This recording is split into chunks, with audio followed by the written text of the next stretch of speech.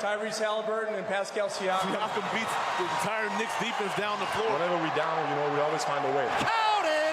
Tyrese Halliburton has gone mad! Yeah, man, really proud of this group. Checkmate! Checkmate! And the Eastern Conference Championship has been captured by the Indiana Pacers. For the first time in 25 years, they're going to the NBA Finals.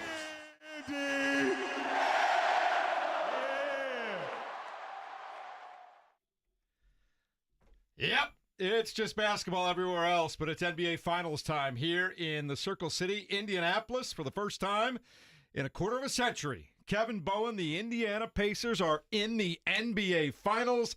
Decided underdogs, and we don't care, do we? Yeah, I can't even honestly get my mind to go to the Thunder just yet. I got to go back to Saturday night. It's a night that I don't think anybody in this city, certainly sports fans, will ever forget. It was a where were you type of moment. 25 years in the making. Kylan Talley, thank you for that intro. We'll play that here throughout the show. But just quite the scene. I think it's a great, great Indiana sports story. This is not a team that many people had pegged to be playing here on June 5th, coming up on Thursday. So it's an incredible run. Rick Carlisle joined us coming up 8 o'clock today. Hopefully he'll look back on Saturday night before certainly the attention will shift fully to Thursday and the Oklahoma City Thunder. But at the same time, it deserves to be celebrated. There's been a lot of great moments for this franchise, and there's been some lows over the last 25 years. So to experience what Saturday night was, just incredible. I know that you were in that interview room after the game, James Boyd. We saw Tyrese Halliburton having the Bob Cousy trophy in his hand. Pascal Siakam had the Larry Bird trophy. Everybody was on the I left the building an hour and a half after the game was over, and the streets were still just full, honking horns, people celebrating. It was fantastic. What did you learn in that post-game press conference? I don't think I learned much. I think it just validated what we've seen, Jeff, with this team and how good they are when they're playing their best basketball. I thought that Pascal Siakam really, carried him in that game 6 early on, and then Tyrese Halliburton helped put him away late. That last three he shot was from Oshkosh, Wisconsin, his hometown. And so I got a kick out of that. And obviously we were in the building for it, so we got to see all the energy, the emotion, and just the want for the fan base to stay afterward. I was thinking if they let them, actually led my story with that after the game, wrote about Thomas Bryant. If they let the fans stay there all night, they would have. And so that was really cool to see. I've never seen one of the post-game TNT conference finals trophy presentations in person. And so it was really unique to see that perspective of it from being someone in the building. So I definitely enjoyed the moment. And it was also unique just because I didn't know how to react to the guys. I'm going to the press conference room. Should I be in here? Should I be in the locker room? Should I be on the floor? I don't know where I wanted to be or where I should have been as a reporter, because it's such a unique experience. It doesn't happen that often, but overall, obviously they're excited to continue to keep playing. And KB, one of the things that was so central to the Pacers all year long getting to this point came to fruition again on Saturday night. Role players, when they step up for the Indiana Pacers, this team is really tough to beat. You saw Thomas Bryant just hitting 3 after 3 after 3 in the third quarter. You saw Andrew Nembhard really step up defensively against Jalen Brunson. You saw before he got hurt, I thought Jarris Walker was giving him some nice minutes. When they have everybody rolling, they're a really tough team to beat. Yeah, I honestly thought the clinching game was the embodiment of who they are. Just the entire game, I thought, summed up the Pacers in 48 minutes of basketball. The overall wearing down of your opponent. I mean, it was a 4-point game at halftime. It's not like the Pacers were, up 20 at half. But then, boom, third quarter, they brought the track shoes and they put them on, and the Knicks didn't have those track shoes at all. Halliburton back to normal. Let's start there.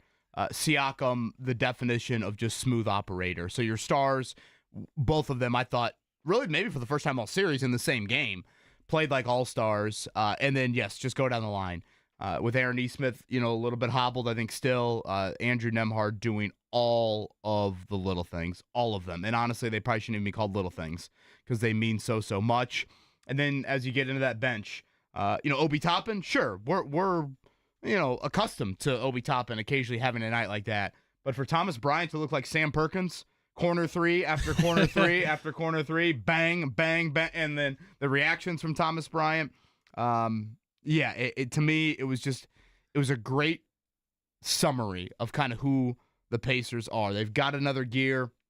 Again, those track shoes on, and it's blouses, and the Knicks are headed to Cancun. It was a lot of fun. I know, Kyle and Tally, you were in here working Indiana Sports Talk on Saturday night, so you didn't get out of this building till well after midnight, and you were talking about the fact that we're situated right on the circle, and you talked about the fact that when you finally got out of here after that, the city was still alive. People were everywhere, right? What did you see? It was electric, as you know. It came from Cambridge to all over the city. It was everywhere. I didn't leave. I had a little bit work to do after IST, so I didn't leave until 1:30. Wow. And the city was still booming.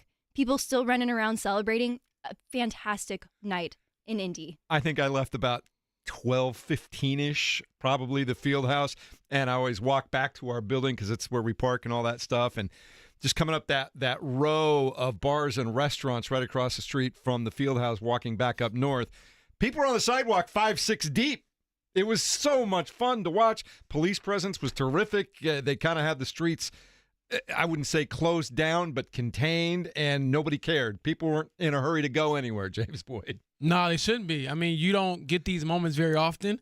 You know, I remember vividly as a 4-year-old the last time that they were in this position. But no, seriously, you don't. You were driving and honking your horn then, weren't you? But no, man, you don't take this for granted. I think that was one of the biggest things, too. Like hearing Pascal Siakam say, hey, I made it to the finals in my third year. Obviously, they won it in Toronto. Thought I'd be there every year. This is my first time going back. And now he's like the seasoned vet. He's the 30-year-old. And then obviously Tyrese,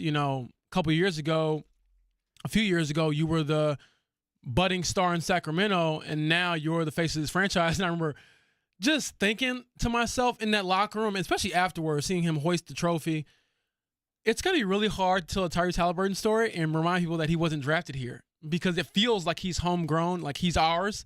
And it was really cool to see that. And obviously, we'll talk to Rick here in an hour, KB, but to see him loosen up, he's so rigid, which he has to be as a coach, but to just see him lean into the bit, after they get the conference finals trophy, and he says, hey, in 49 states it's just basketball, but this is Indiana. I'm like, yeah, well, you can't play to the crowd any better than that. Yeah, I love that. I mean, obviously in 2000, they didn't clinch it here. They clinched it in Madison Square Garden. So to do it in your own backyard, I mean, you guys probably were tired of me by the end of the show on Friday because I brought it up so often.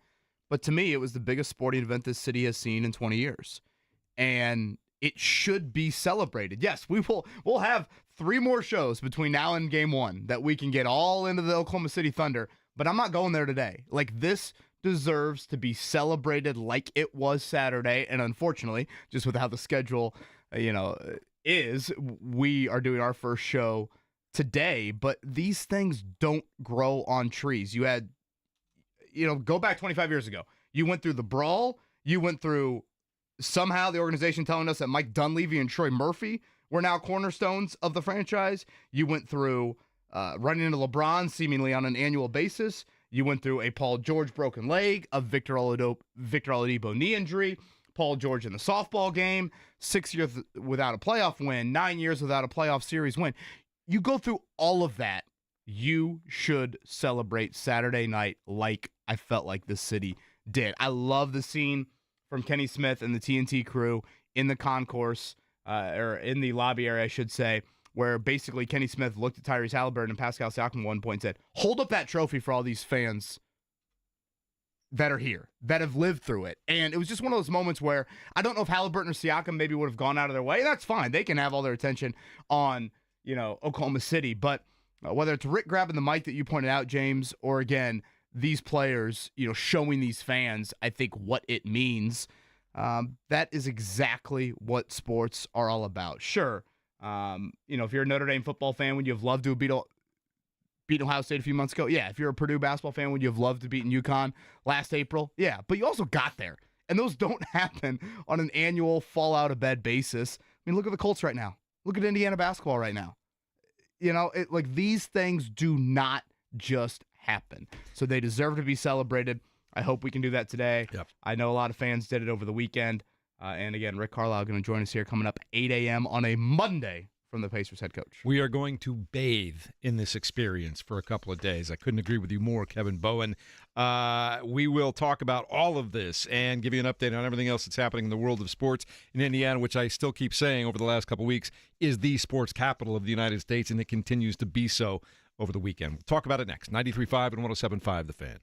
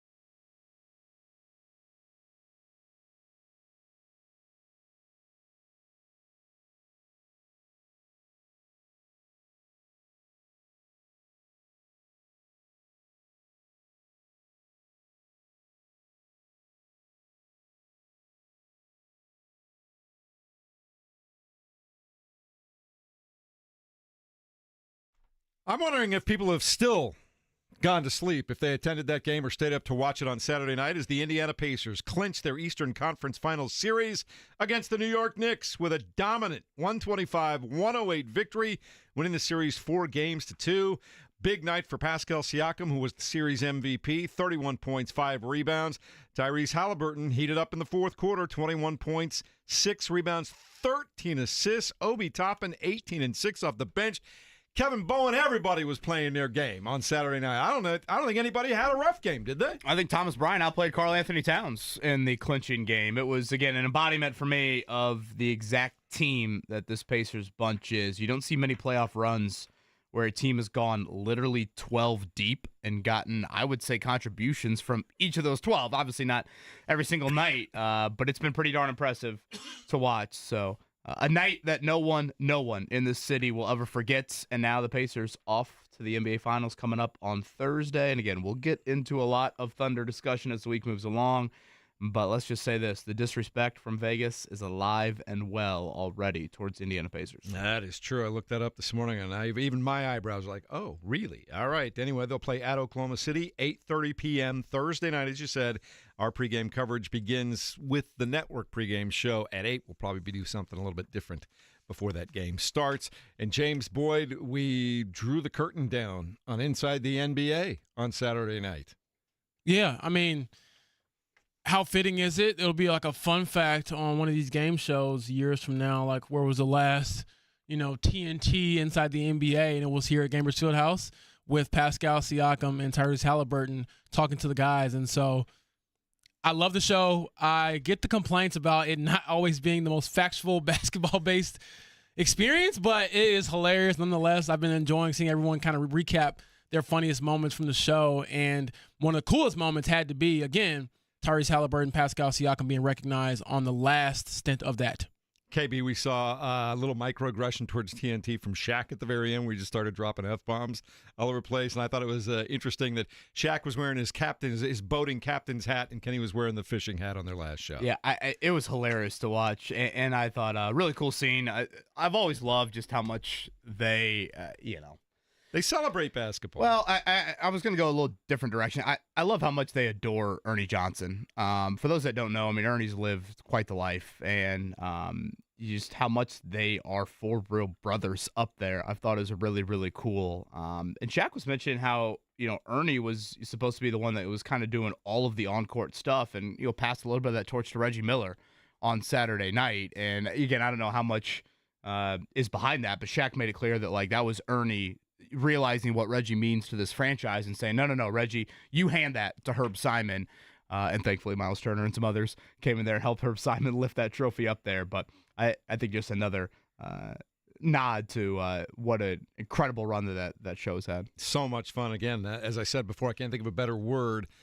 We will bathe in this all day long today. Rick Carlisle, James Boyd, coming up at 8 o'clock today. It was fun to watch him let guard down and just have a good time with that on Saturday night. I just want to know when Kevin inevitably asks him, hey, how are you? And he just says, here, or something like that. I wonder if he'll have a little more perk in the voice this morning. But I will say, I mean, credit to him. He certainly deserves it. I think that he has coached his butt off, obviously, to get to this point.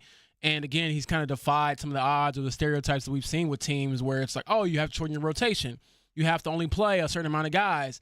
You have to play your starter 40 minutes in the playoffs.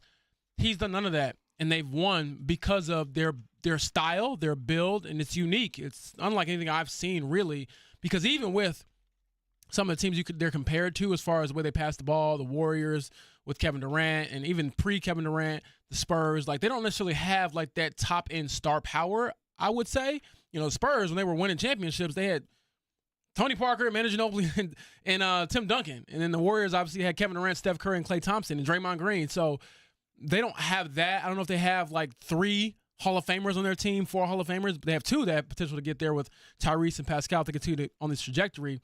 But again, just a really unique brand of basketball that is obviously very effective. Well, it's another reminder, too, of why he's a Hall of Fame coach. Look at the 3 championship type of teams he's built. Fair enough. Yes, good point, yes. I mean, Detroit was, you don't want to see them on the blacktop. I mean, that is an ugly, slugfest type of atmosphere. Dirk and the Mavs, much different than what you have here with the ball movement, again, picking up full court, pretty much zagging where everyone else is zigging, really, in today's NBA. So as if you needed another reason to point out why Rick Carlisle will be a Hall of Famer, I think you're seeing it. And in a few minutes, we're going to hear Miles Turner talk about how he thinks the dynamic of a championship team is changing I enjoyed this. in the NBA. So we'll talk about that as well. We can tell you the Indiana Fever struggling without Caitlin Clark and now Kevin Bowen after their third straight loss on Friday night. This one against Connecticut, 85-83.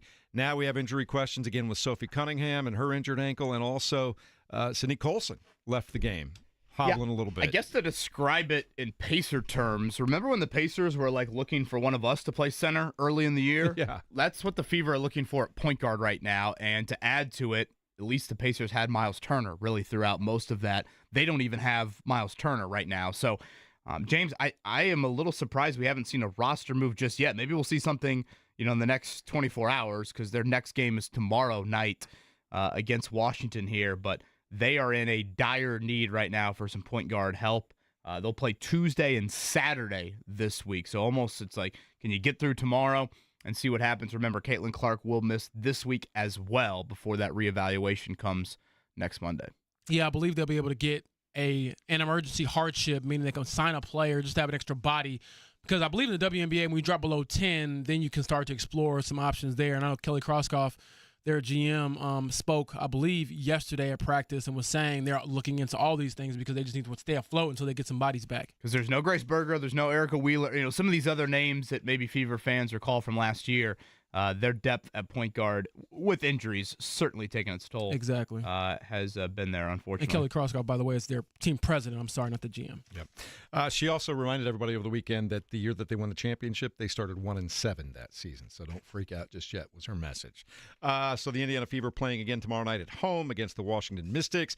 Mark Dykton texted us to say that, yes, we need to talk about the Pacers today, but he also wanted the fact that the Cubs beat the Reds again yesterday and took 2 out of 3 should be a central theme to the show. So I'm going to mention it now and put it to bed except for checkdowns. What do you think, Kevin? Yeah, Mark can kiss my ass.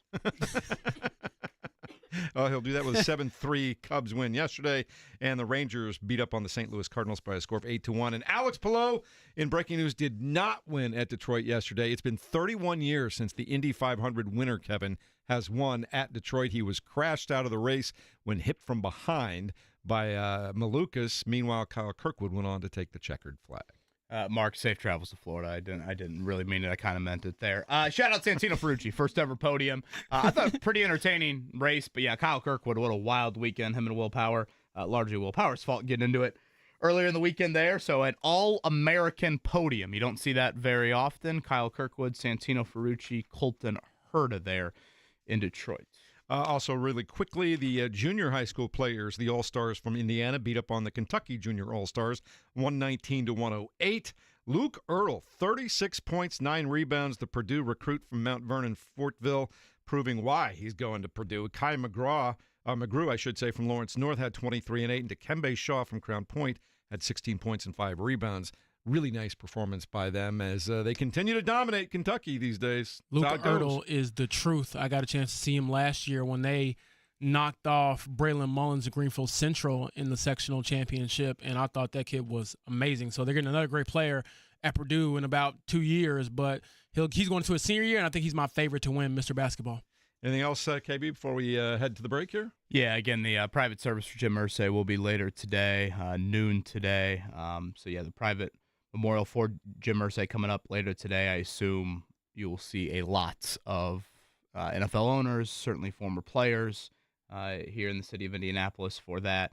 So that's coming up later today. The Colts will have their next OTA, open practice, later this week. That will be Thursday, a little bit later this week. So that's your Colts news here to start the month of June. And James, it still doesn't feel real to anybody who's really spent a lot of time in Indiana. It doesn't feel real. No, I mean, it feels surreal, but it is real. So buckle up for Thursday, game 1, and obviously that first home game in game 3 next week will be very, very special because that'll be a lifetime memory again for this city. All right, coming up in a moment, we'll talk more about the evolution of winning basketball in the NBA. I don't know about you, James. I was listening to Miles Turner in that room the other night. I thought, wow, that's pretty interesting right there. He might be onto something. We'll tell you about that next on 93.5 and 107.5 The Fan.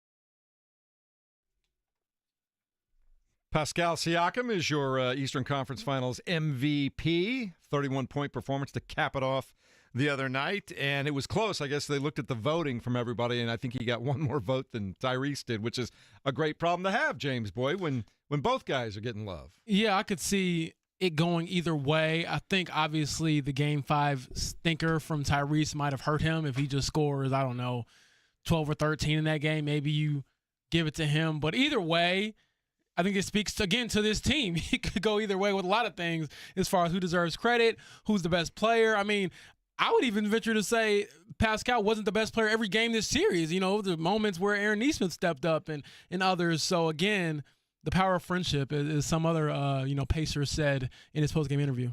I would have voted for Tyrese. I feel like, did we forget about Game 1? I just thought Game 1 set the entire tone for the whole series. This is true, yeah. And again, you wouldn't have been wrong. Like, I'm not going to sit there and be like, oh, my God. No, what are you doing? I guess let me be clear. Yeah, I don't think it was egregious, but if I had a vote, it would have been Halliburton. I just think that Game 1 counted as 2, even though it only was 1-0. No, we talked about why it counts as 2. Yeah. 2. When you rip the heart out of the opposition, particularly on their home floor, it matters even more. And I know Pascal was obviously great in Game 2. And it's kind of funny. Each of them, it almost seemed like they kind of ham and egged it. It was like, no, you be the all-star of this game. No, you be the all-star of this game. They really did a nice job of kind of passing that torch. Obviously, string and consistency will need to be there starting on Thursday. But certainly a very close vote, and you probably can make strong cases for either. Good morning. It's Fan Morning Show with Kevin Bowen, James Boyd. I'm Jeff Rickard. Kylan Talley in for the ever-vacationing Mark Dykton today. And the other thing I wanted to talk about, you heard it in that clip there from Mark Boyle, where he talks again about just the outstanding teamwork that the Pacers have. They play together as one, much better defensively this year than they did a year ago, but the ball never stops moving on offense.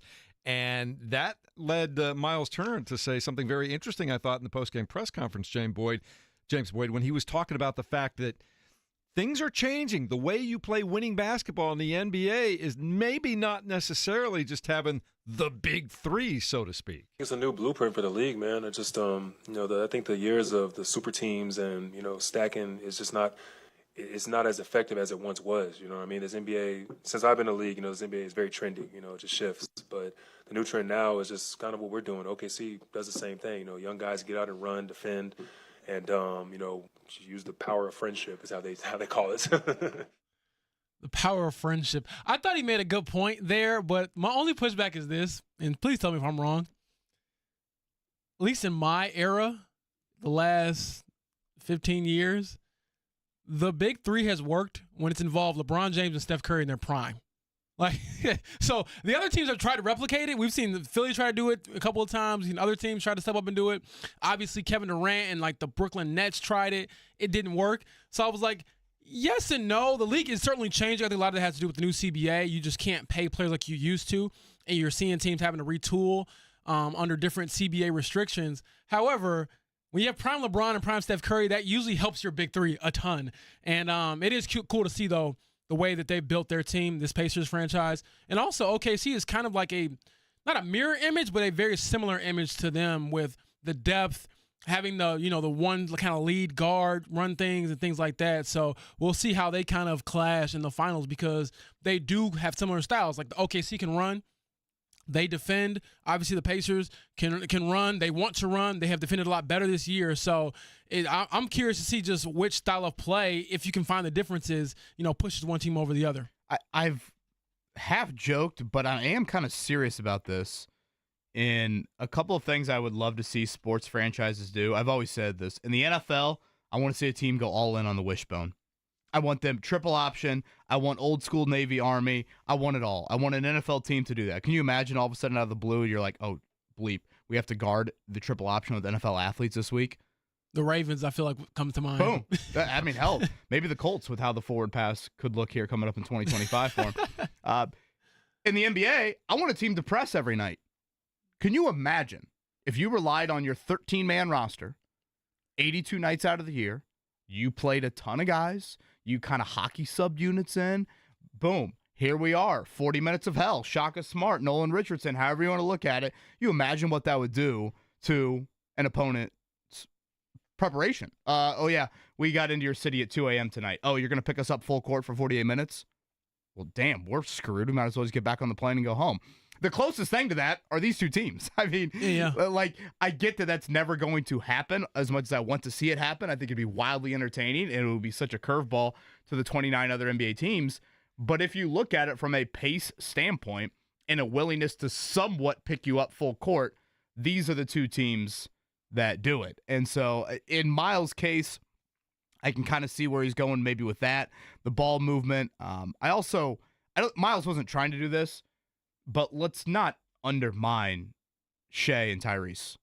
Like, I mean, Shea's the MVP.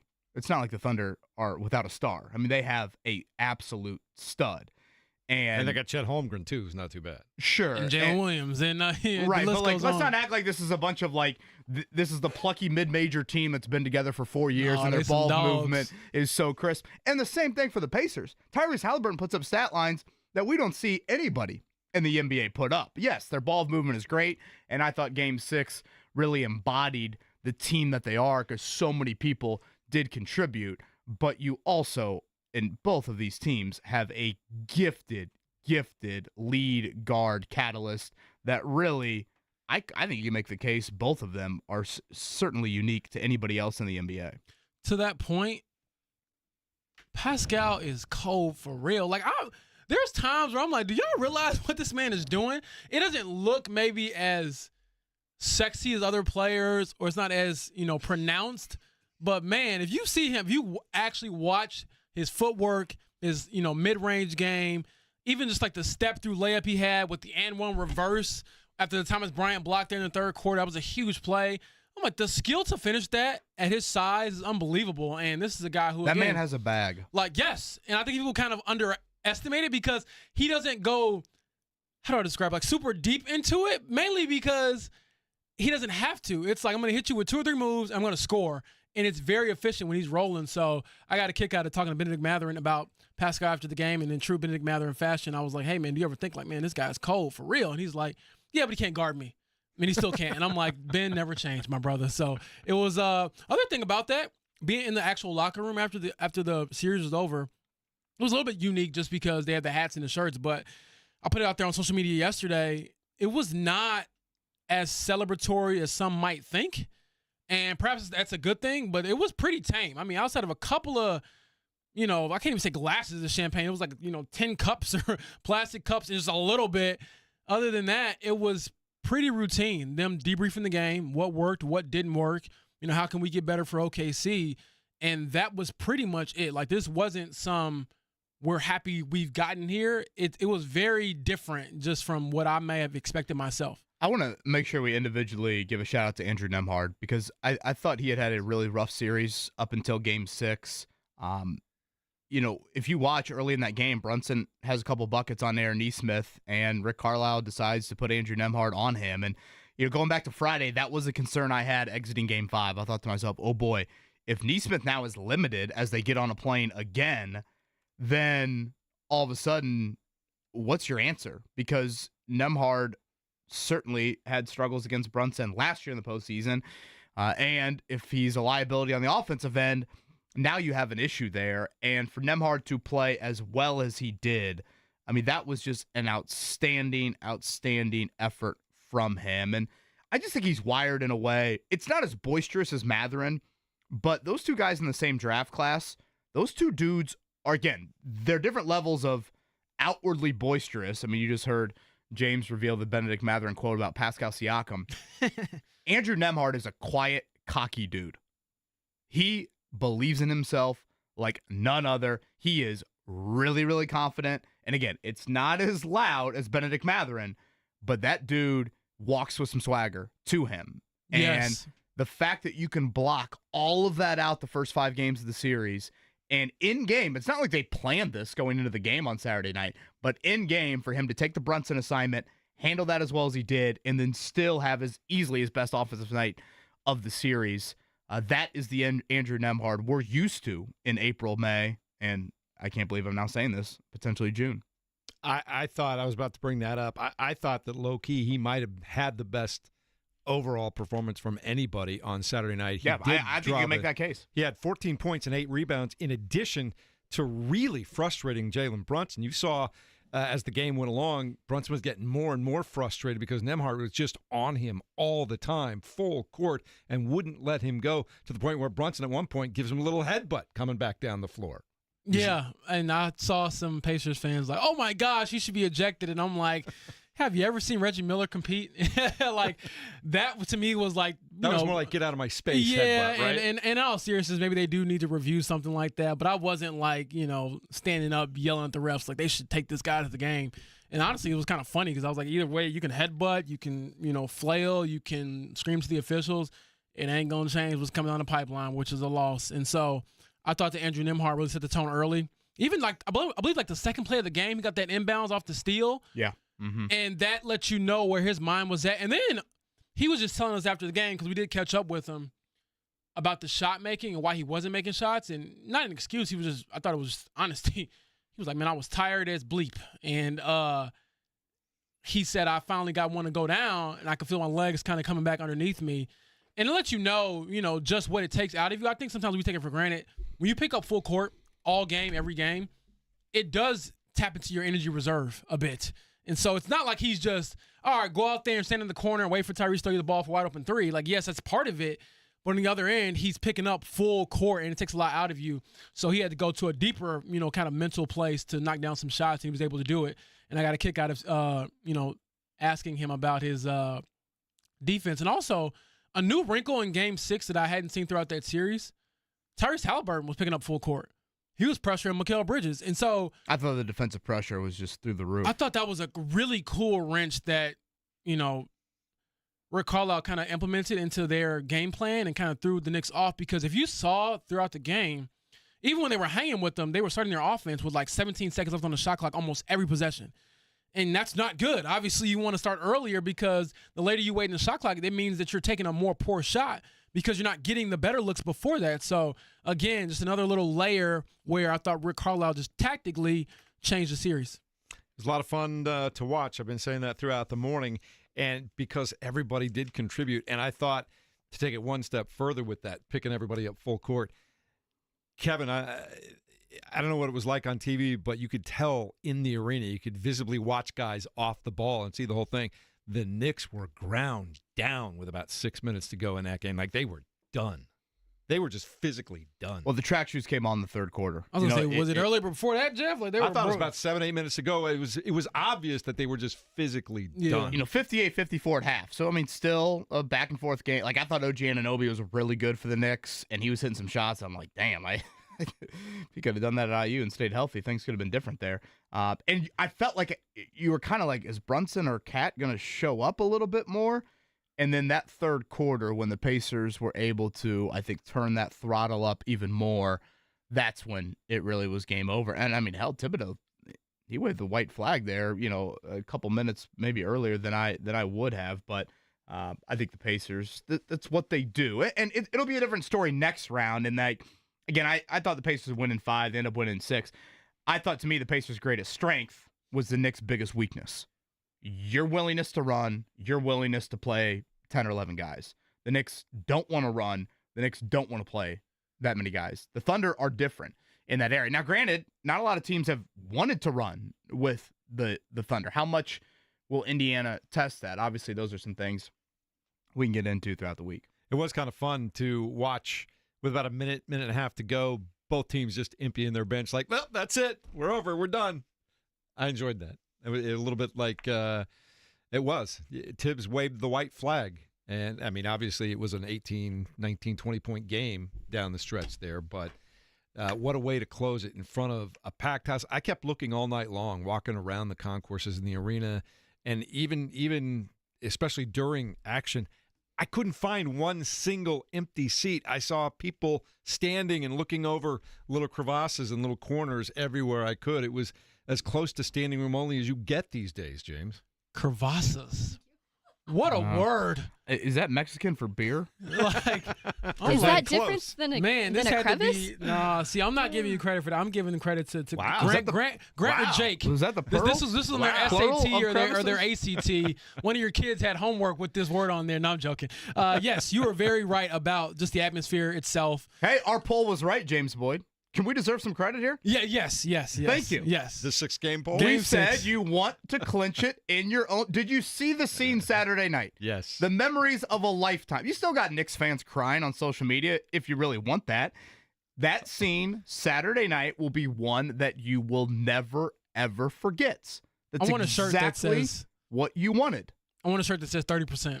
Because I told you 30% of fans wanted to see a Game 6, and you told me, no, we want to close it out in New York. And they didn't. And then it went to 100%, and they closed it out. But obviously, in the finals, and we won't get too far down the line, I want to see Tyrese show up to every single game. Like, I do want to say that. You would close it out in Siberia. That's what I'm saying. Like, Tyrese, make sure you show up for Yeah. every game in the finals, not just Game 6. Before we move on too far past it, though, we should get you a 30% T-shirt. But I want to point out that Kevin Bowen, for those who can't see the video feed this morning, is again wearing the Plot Rickens with his old school corduroy Indiana Pacers cap. Yeah, I got my drug deal shirt on. I was pointed out by a Pacers employee that is not the Pacers logo on that shirt. I don't care. When the window was rolled down and the Venmo was exchanged, the deal happened. So I thought it very fitting to pull out the old Plot Rickens. Rick Carlisle, by the way, 10 minutes from now. Rick usually joins us on Tuesdays, but I wanted to bump it up to Monday, and we really appreciate that. Because I think no practice today, I believe, availability. I think Right, no practice. back to practice tomorrow. So I think before they fully shift towards the Thunder, Rick Carlisle here in 10. One thing I did want to make sure that we pointed out here in the opening hour, and I don't know, this might just be the cherry on top for cheering for a team, cheering for a championship level team, but like the Pacers are a great watch.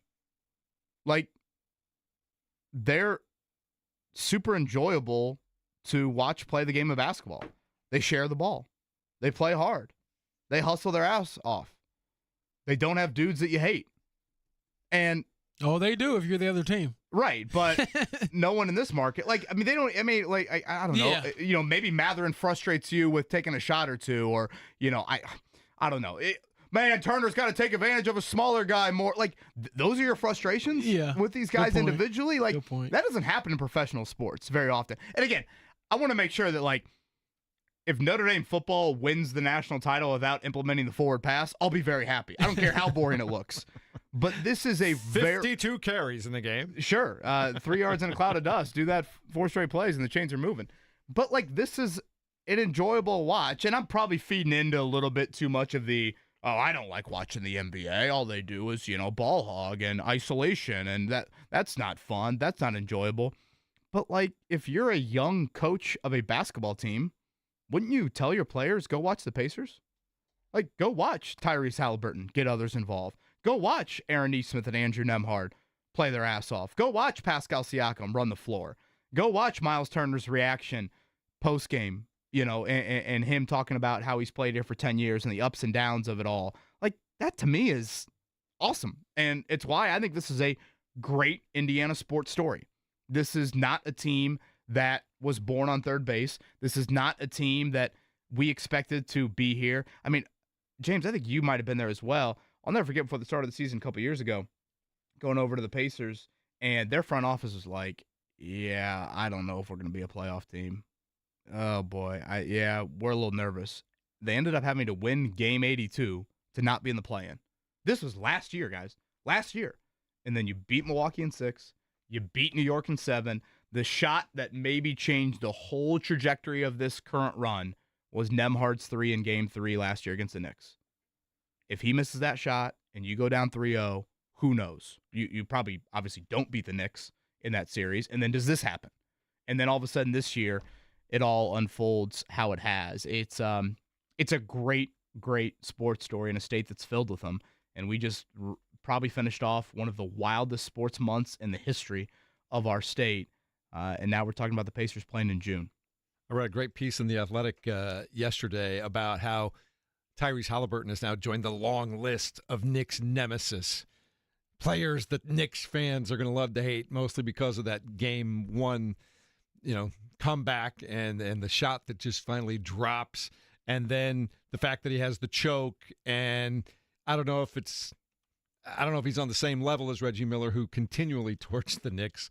But it's good. I took about 20 minutes on social media yesterday, guys, to enjoy Knicks fans just crying and whining. I really did. I mean, what else is there to do at this point when you're going home? So, for those who are curious, my pops was going through it.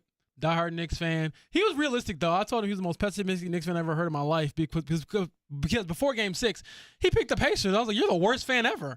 But he was very realistic, like, nah, James, after Game 1, we're cooked. All right, coming up in a moment, the guys will have their conversation with the head coach of the Eastern Conference champion Indiana Pacers on their way to the NBA Finals, Rick Carlisle, who's got a lot of experience being in this very situation. We'll talk about it next. 93.5 and 107.5 The Fan.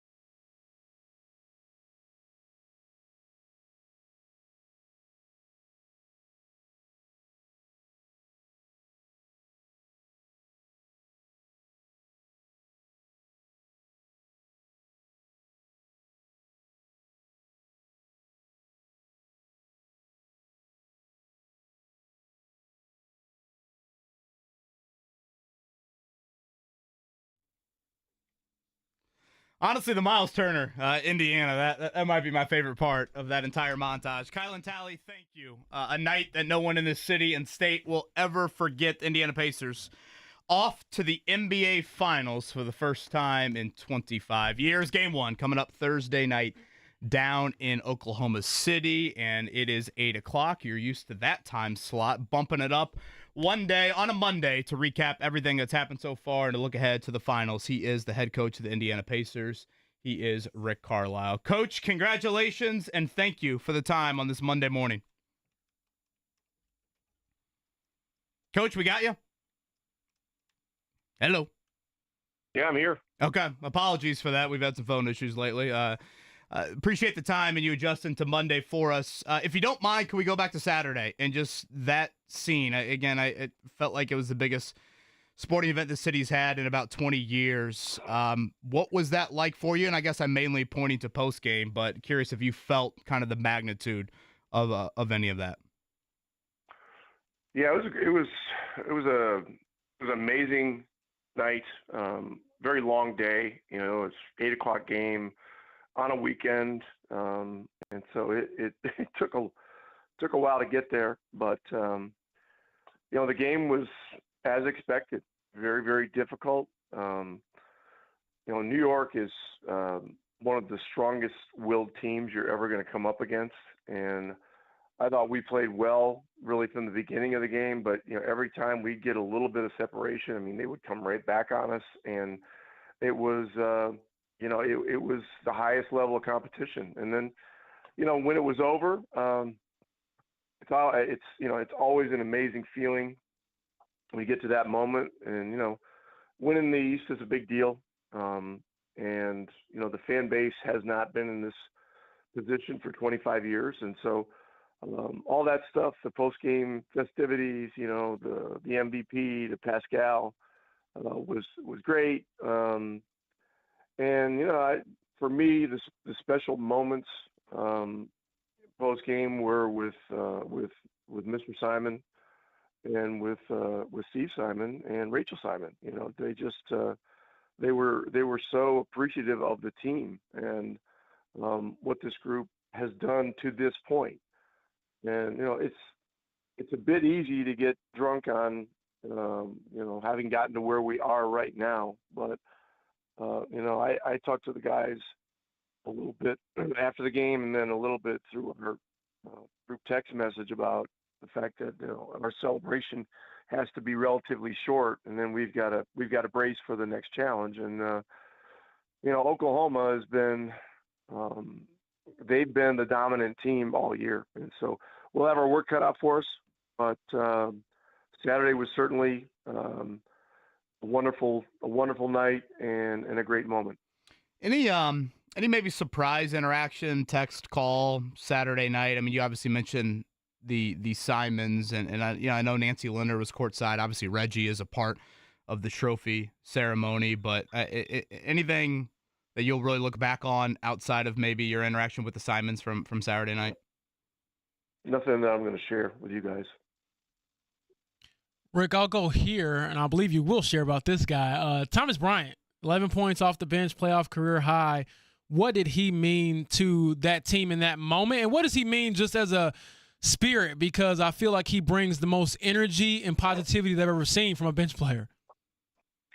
Yeah, I mean, really, if you look back at our season, our struggles early went through about the middle of December when we started turning around, and certainly some of that was starting to get healthier again with Nembhard coming back and Shepard coming back from injury. It took Neesmith a while longer, but the acquisition of Thomas Bryant was enormously important, not just because we really didn't have an available backup center, but because of the spirit you mentioned and the enthusiasm that he had to come back to.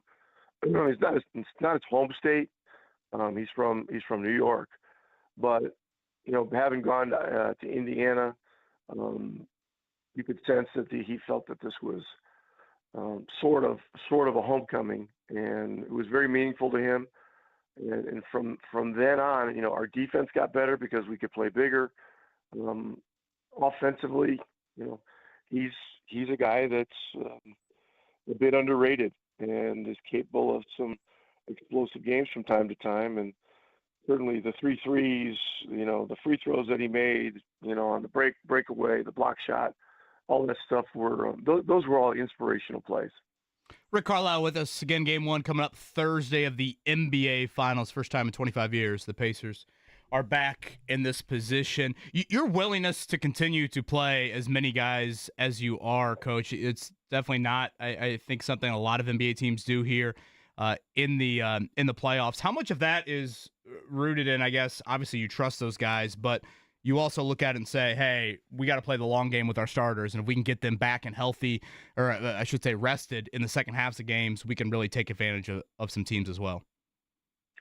Well, the roster's been built a certain way, and part of building the roster is not just talent acquisition, but it's also developing players, on the floor, in the gym, trying to help young players develop their games, not only so that they get individually better with skill and their ability to shoot, score, and defend, all those kinds of things, but that they also see that being a part of something special that's bigger than them is what we're all about here. And so, and really, the way we've played the last 2 years, it's been a necessity that we have everyone ready.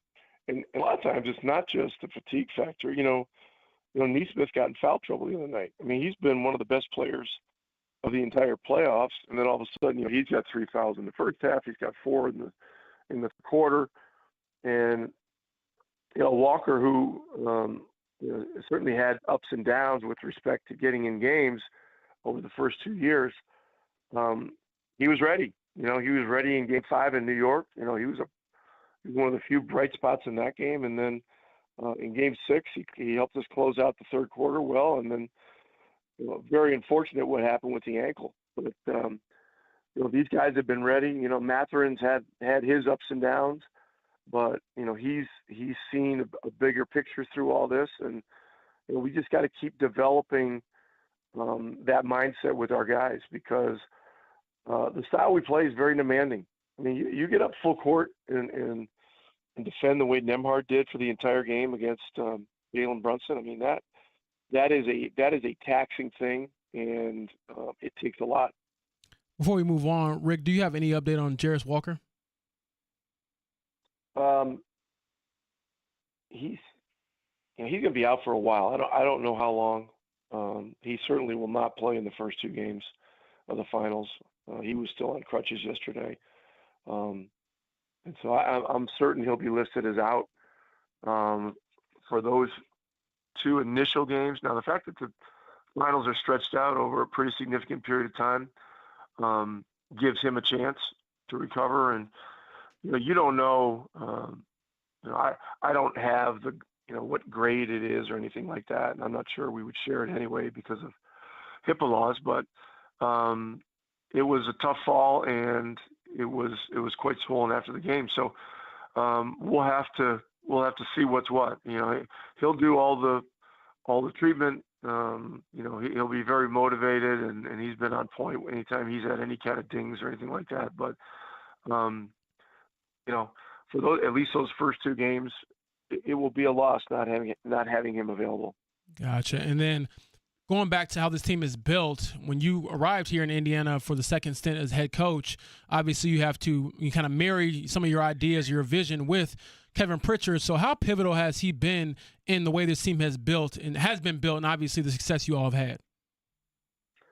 Yeah, I mean, Kevin's been a brilliant franchise builder. He built a winner in Portland, and he came here and he really built a winner here twice. Once with the initial Paul George trade, and got this team to where it was a consistent playoff team. And then, when I got here in 21, it was, there was just some things that were changing. TJ Warren never got on the floor for us. And when I took the job, I saw him as a guy that I thought was a difference maker and could be a really important guy on a winning team.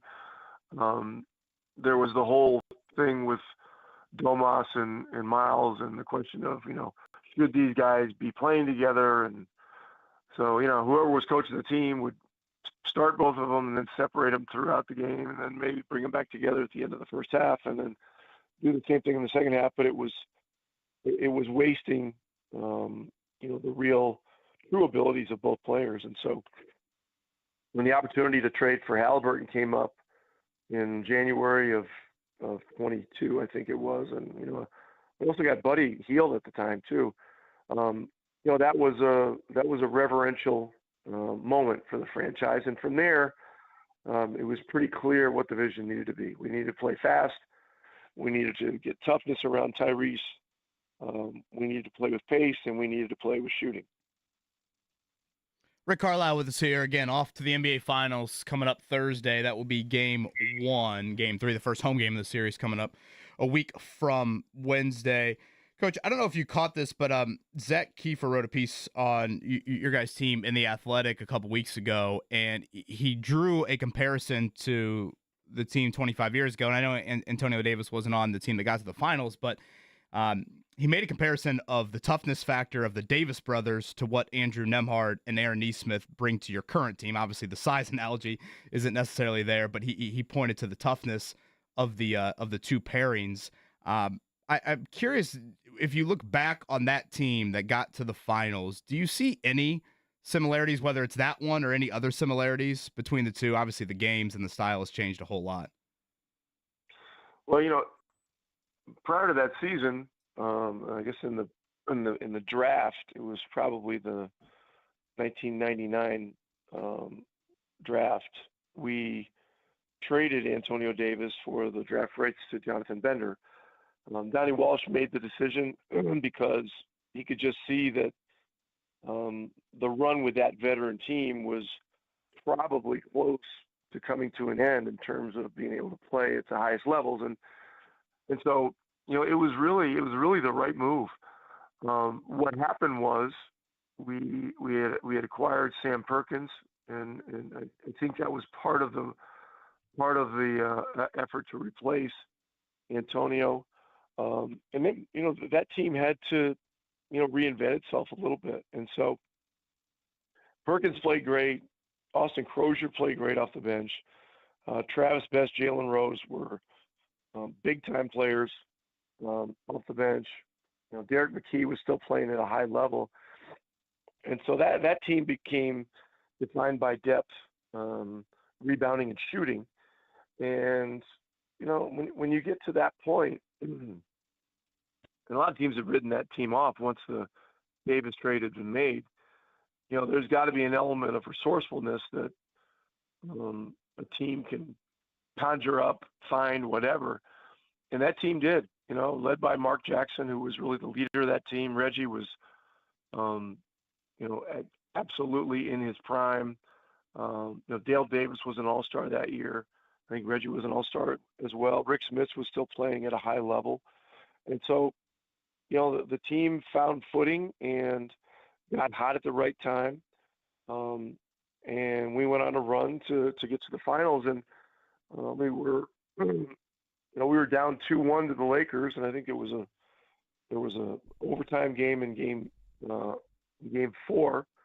And we ended up coming up just short. It went to 3-1. We won game 5 to go to 3-2. And then we had to go out to LA for 2 games, and then we just couldn't get it done in game 6. So it was a rough ending, but that team had a level of resourcefulness that I think this team has found in the playoffs. You have to have it. You have to find ways to win games unexpectedly. I think game 1 in New York is a good example. A couple of the other comebacks are during the Milwaukee and Cleveland series are other examples, but once those things happen, you got to move on from that stuff and just keep the pedal down and just keep trying to find ways. It seems like eons ago that, we probably had our first conversation back in September, and, Ty just gotten back from the Olympics, and, October and November, and Andrew Nembhard, Aaron Nesmith are banged up, and you guys got off to a slow start record-wise. I don't know, maybe it was from day one. Maybe it was as soon as the Boston series ended last year, but When did you, and maybe you guys as a staff, when did you guys think the NBA Finals was a possibility? Well, coming into the season, I had the feeling that the whole league was pretty wide open. I mean, Boston was still lurking. No one was quite sure, about the year that Cleveland was going to have. We all knew Oklahoma was good. Dallas had been in the finals. So there were still plenty of high level teams. I mean, Minnesota had gotten to the conference finals, all that kind of stuff. But you just got the sense that the league was becoming. There was an element of historic parity, that was looming, and so you don't know, you talk about dreams, you talk about winning big, you talk about competitive integrity and all those kinds of things, and the dream of playing the game the way people from Indiana view the game being played, and we got hit in the face in the first month and a half. There were a lot of stretches that weren't fun, but you got to get the wheels back on the wagon. We talked about Thomas Bryant being acquired, guys getting healthy. The trip where we went out on the road, played Phoenix, Sacramento, and then Golden State, in 3 games in 4 days. It turned the season back to 500 at Christmas time, which is where it had been, exactly where it had been the previous year. And then from there, there's a level of hope, and health has a lot to do with it, but more than anything else, character has a lot to do with it, and that's the character of your players, the character of your fan base, your front office, all that kind of stuff. And January was a sight for sore eyes because there were no back-to-backs. The schedule eased up in terms of frequency. The stuff with the Paris trip made the beginning of the year very difficult because of schedule compression and then a lot of tough opponents. And so, once the schedule turned, I mean, we really had to take advantage of it. And January was a good month. February was a solid month. And then we were able to finish with momentum. Rick, last one from me. We saw so many players go up to Nancy Leonard after the game and honor her, show her that respect. What has she meant to this franchise, just from your perspective, and also how cool was it to have her in the building as you go back to the NBA Finals for the first time in 25 years? Yeah, it's great to see her. She was absent for a lot of the season. She's just been back in the last 2 or 3 games, I believe, but she looks fantastic. I do a handshake and with her, she sits right directly behind where I am before every game, and look, I mean, we all are aware of the stories of her and Slick leading telethons to try to save the team back when finances were rough, and she was actually the general manager at the team at one time. At least that's how the story goes. She's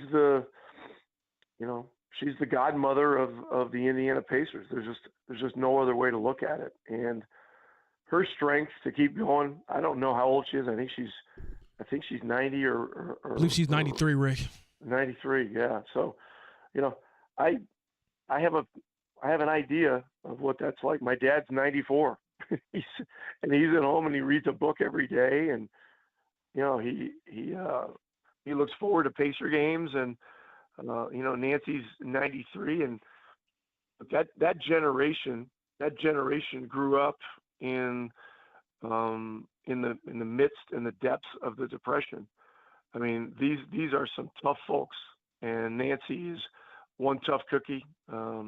My dad, Preston Carlisle, is one tough cookie, and my mom is 90, and they're still firing away. So it's an amazing generation, but she is truly inspirational and has been for many decades. Speaking of tough cookies, we'll end with this. I know the Aaron Nesmith ankle watch had a lot of people's attention during the Pacers series, but I thought you hung in there and took quite the hit from McAfee after he was done with the mic the other night there. I don't know what you're talking about. But when Pat has dropped the mic moment there, I thought I saw maybe a hit to your right arm there, but I thought you stood in there well. Yeah. No, that's that's not a big deal. When Pat's around, you expect a little mayhem, and generally it's very good mayhem, and so we're happy to have him in the fold for sure. Certainly a lot of mayhem created, controlled chaos, if you will, from the Pacers on the court as they are off to the NBA Finals for the first time in 25 years. Coach, congrats. We always appreciate the time. Thank you very much. Safe travels down to Oklahoma City. Okay, thanks, guys. Take care. Rick Carlisle, Payless Liquors Hotline. I think he's locked in for OKC. You could tell from the very beginning.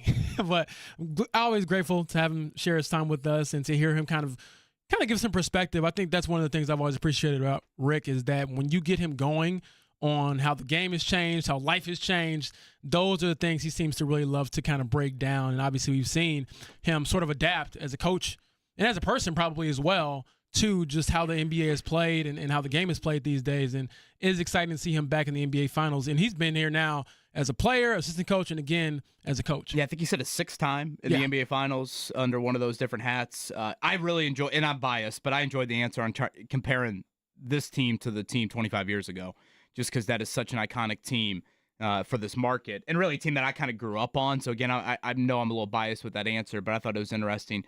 Him, an assistant, of course, back on that team, him to kind of go back with that. And then, James, the update on Jarris Walker. For those that caught the tail end of that interview, go ahead and share that update on Jarris. Yes, so Rick told us that he will miss at least the first 2 games in OKC, so the earliest he could possibly come back, according to Rick, is Game 3 here in Indianapolis, and obviously that's a significant development. He did have what I thought was a significant right ankle injury after kind of falling in that game. And you knew it was bad, Kevin, when he couldn't get back up at all when, OG Anunoby, I believe, might have got a steal and a breakaway dunk. And it's like, man, this guy can't even get up to defend the basket. And he's right there. So I saw him in the locker room after the game.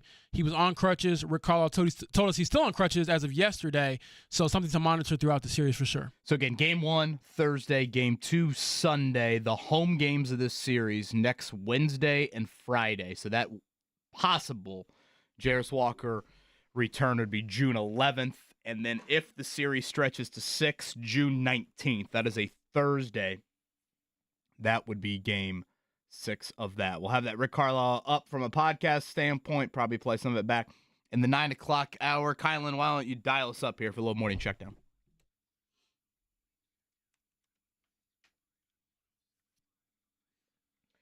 James, I think we covered a whole lot there, but let's point out the Pacers are a significant underdog here in the NBA Finals. I was surprised to see Vegas have the line as big as it is here for Game 1, 9.5 points as we sit here looking ahead to Thursday. Were you surprised it was that big? Yeah, I'm definitely surprised it's that big, mainly because we've seen the Pacers play so well, and it's not like they've had some super long series or some super shaky series. They won all their series without going to a 7th game like OKC did against the MVP or one of the best players in the world in Jokic. I should say the past MVP because SGA is the current MVP. But, yeah, a little bit surprised by that. But also, I don't think the Pacers have been favored in almost every game this postseason. No. So they're in familiar territory. Yeah, and again, we'll get more into the Thunder as the week moves along. If you look at it, the regular season matchups, Aaron Nesmith missed one of those games. Benedict Mathurin missed one of them.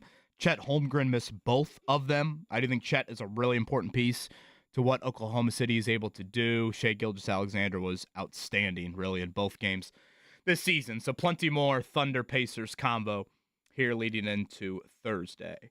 All right, Indiana Fever over the weekend, James. They lose Friday night, and they lost probably in more areas than just on the scoreboard. Their point guard depth is in serious trouble right now. We know Caitlin Clark will miss all of this week. That's 2 more games, tomorrow and then Saturday with the Chicago Sky. But Sydney Colson, the backup, and Sophie Cunningham, I think ideally is more of a, I don't know, a wing is probably what you would call her. She was asked to do some ball handling duties. She also went down. Their status both up in the air for tomorrow night. So, James, I don't think we should be surprised at all if at some point today we see a roster move at just some ball handling aspect for the Fever. Absolutely. I mean, you need a body at this point, and that's one of the unfortunate parts about the WNBA is that their lineups or their rosters really aren't that big. You know, a Fever went into the season with 11 players on their roster. You can have 12, I believe, but some teams carry 11 because you want to pay somebody else more money. And so when you have 3 players go down, that really hits at your depth. And so Kelly Kroskoff, their team president, spoke to the media yesterday, and she was saying that, hey, we're looking at all options, and obviously trying to get somebody in here sooner rather than later. Mark Dykton, if you're listening, congrats. The Cubs took 2 or 3 from the Reds. And that's probably the highest road I'll take on the show. That ain't here, what you said the first hour. Here in all of 2025. Indians lost yesterday to the Nashville Sound. They are now on the road in Memphis coming up this week. It was Kyle Kirkwood winning in Detroit. Santino Ferrucci's best ever finish, second All-American podium.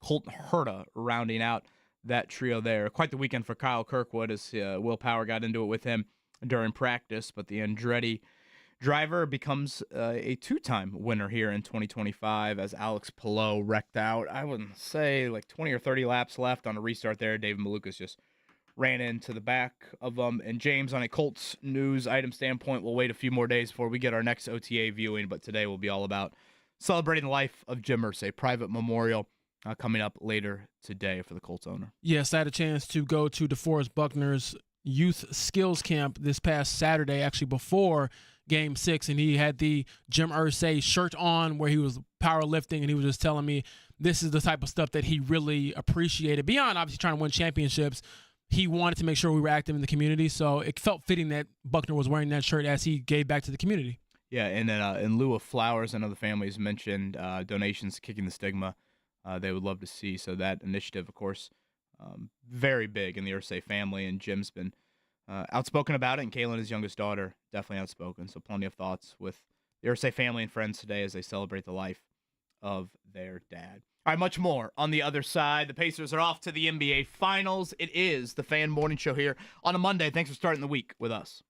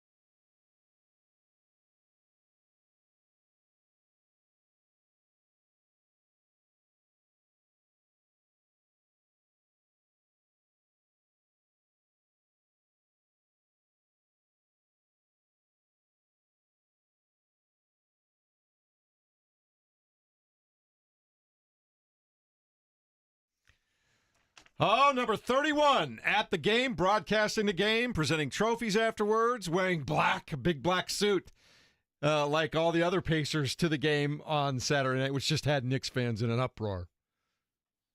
Oh, well. I just feel like you can't complain about that when Stephen A. Smith basically made Game 7 a New York Knicks parade last year. So, I mean, I'm good with whatever. When the ball gets tipped up, you still got to play, and the Pacers are ready to play, and they played one of their best games of the playoffs to get to the NBA Finals. And you guys had a terrific conversation just now with Rick Carlisle. Kevin, your big takeaways from the last 20 minutes or so. Well, yeah, I mean, James, I thought hit it, pretty well there a few minutes ago. He definitely strikes me as someone that is locked in. The further you get removed from Saturday night, he probably more than anybody in that organization, he's got to make sure that that group is ready for Thursday. So, selfishly, I would have loved to have had a show Sunday morning. You can kind of get the emotion of Saturday night, maybe a little bit still alive and well. But I do appreciate him going back a little bit to Saturday, and now, everything transitions to a team that I really think the Pacers can test Oklahoma City in some ways that they have yet to be tested. They're a great, great team. They can throw a lot of defenders at the Pacers. Lou Dort and Jalen Williams and Alex Caruso. That is an unbelievable trio of wing defenders. I guess Jalen Williams probably a little bit more on the Siakam assignment, you would assume. But I also feel like the Pacers can put them into some uncomfortable situations they haven't been in. Like, simply, this sounds like a short-term goal, but can you get to 5 minutes to go in a game and have the game be a clutch game? The Thunder haven't been in those games. Like, they have blown the doors off so many of these teams. What happens when they experience game pressure? They're a starting lineup of 5 dudes 26 years old and under. They've never been here before. What happens when they experience game pressure? Now, again, you've got to put pressure on them. Vegas right now, has the line at nearly double digits for game 1. But can you create moments where they're like, oh boy, we're not used to end-of-game situations? And look at the Pacers. They thrive in those settings. They've won, 18 of 19 in the clutch, something like that? Can you do that? I think that would be a big just, I don't know, moment isn't the right word for it, but if you're able to do that, now I think you're at least putting Oklahoma City in a situation that just they weren't used to 48-minute games. They weren't used to teams running with them.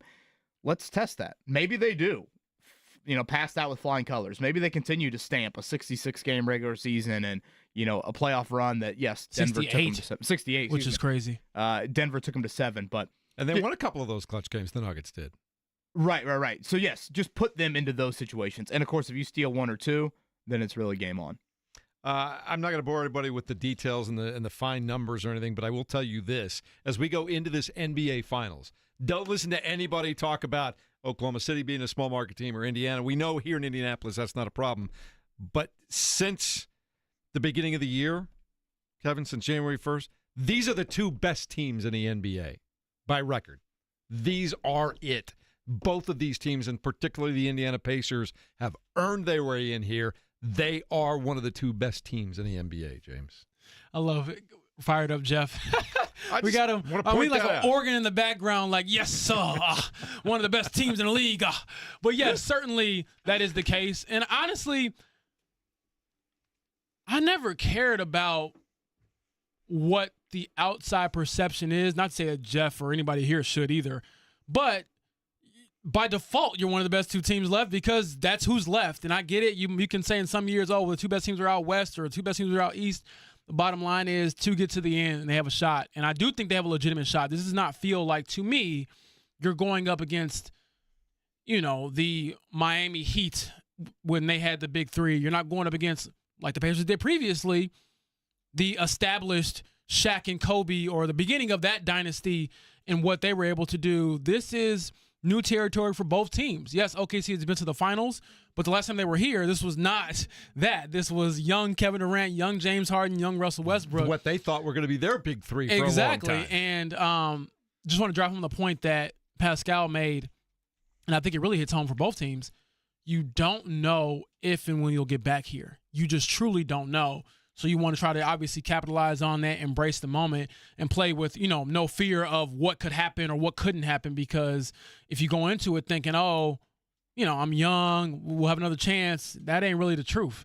We thought that with OKC the first time. They never got back there. So it is a unique experience, unique opportunity. And I do think that a lot of these guys will be ready for it and embrace it. I wonder, candidly, if I could, give them truth serum, will that first quarter be a little bit like, man, I'm in the NBA Finals, I'm a little nervous. But beyond that, I think once they get up and down the floor a few times, they'll be fine. I also believe that the Pacers have one advantage. You just talked to Rick Carlisle. I believe this will be his 6th NBA Finals as either an assistant coach, a head coach, or a player. This is a guy that knows how to navigate clearly playoffs, postseason, getting from series to series. And I also think he's clearly one of the best coaches in the NBA. I think he is an advantage for the Indiana Pacers, Kevin. Yeah, I mean, Mark Dagnall did a great job with the Thunder, and frankly, every time I hear him speak, I'm pretty blown away by him, and certainly the resume is damn impressive so far early in his career, but this is very foreign territory to him. And, Pascal Siakam has been there. And, when you look at it, what, Caruso, is that it, I think, for the Thunder from a meaningful minute standpoint of a guy that's been in the finals? So I do think one more before I guess I fully transition to Thunder. I just thought Saturday night embodied exactly who the Pacers were. And I found that really fitting. Like your clinching game to go to the NBA Finals. First off, you responded once again. This team has responded, especially, remember, when they get blown out, what's the stat? They've won like 12 in a row, 13 in a row after double-digit losses. So another one, notch on the belt there. And then, Halliburton gets back to normal. Boom. Siakam, smooth operator, exactly the perfect description for him. Nembhard, doing all the little things. Here's Nesmith banged up. All right, a guy that struggled throughout this Knicks series, you ask him to carry on even more on his plate, and he delivers for you. And then the bench. We're used to bench contributions. I don't think we're used to that bench of, Toppin was Toppin, but Thomas Bleepin Bryant looking like, Sam Perkins and hitting those corner threes, and just the overall wearing down of the opponent. Of like, yes, the first half, I think you felt the Pacers start to wear on New York, but on the scoreboard, you didn't really feel it. It was just a 4-point game. But that third quarter and the fourth quarter, it was track shoes versus cross-country shoes, and it was over. And, to have played this series, win it 4-2, and literally the Pacers have played 12 guys. And they've gotten contributions from all 12 of them. I mean, 99% of fan bases can't name 12 guys on their own team. And yet, here are the Pacers playing dudes that you sometimes forget are even on the team, and they all are contributing in some way, shape, or form. Not every night, but over the course of that series, you relied on that. And I just thought it was a true embodiment of exactly who they've really been all season, particularly here in the last few months. And we'll continue to talk about this and this amazing run that the Pacers are on. But I want to hear from you guys, too. 239-1070. For those who are in the street and maybe now just waking up after a 36-hour celebration, let us have it. Let us know how you're feeling, where you were, what you were doing, what you felt, what you thought. 239-1070. The floor belongs to you next. It's 93.5 and 107.5 The Fan.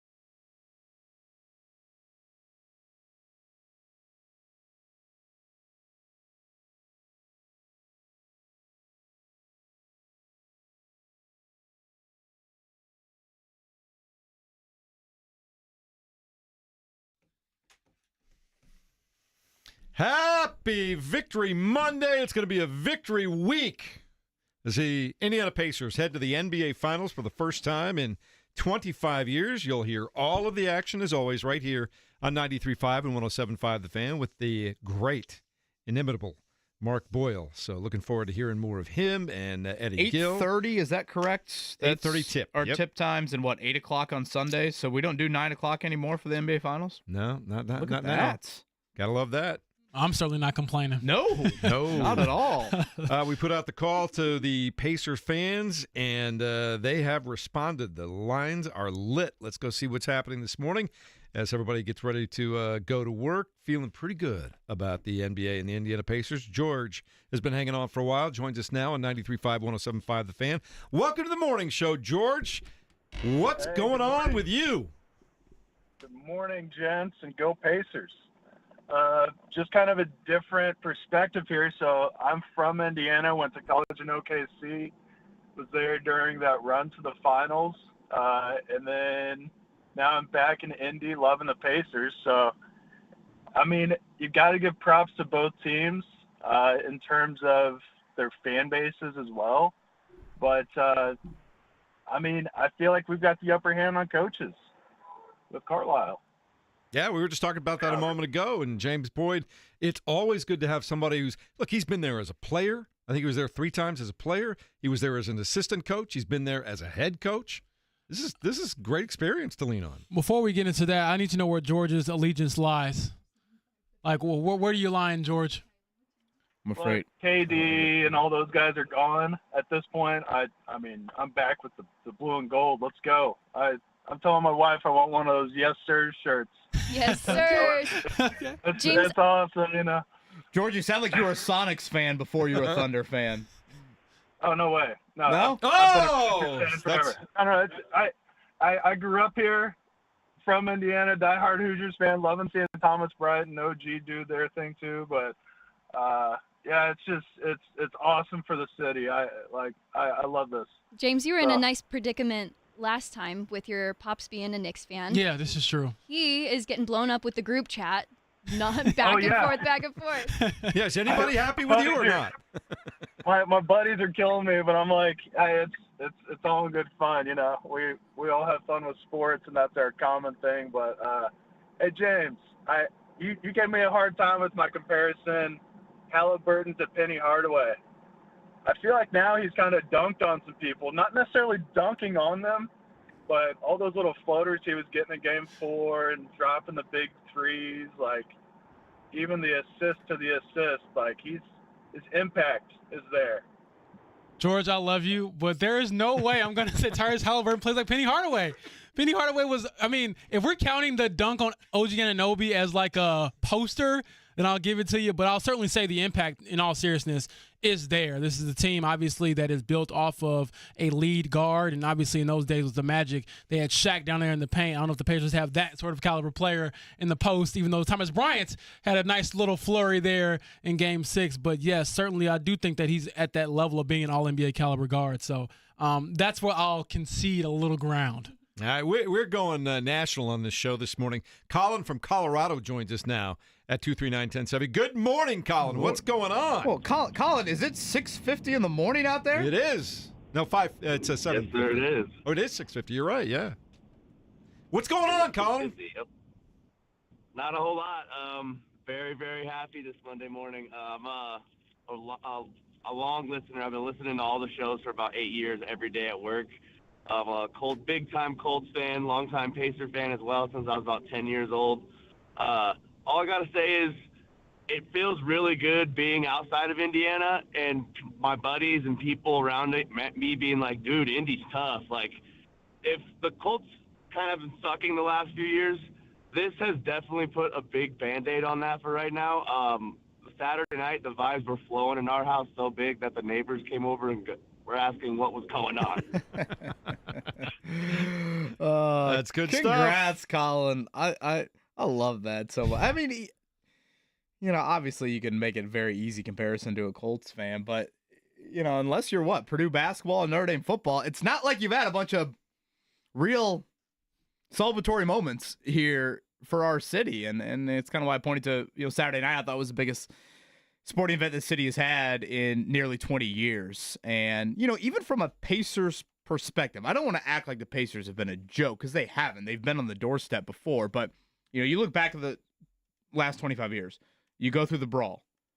You go through being told Mike Dunleavy Jr. and Troy Murphy are your new centerpieces. You go through having to face LeBron in your own division for how many years? And then when LeBron leaves your division, he still is in the East, and your best team goes up against, one of the best teams we've seen in the NBA with what the Heat were with those big three. Paul George breaks his leg, and then the whole softball game.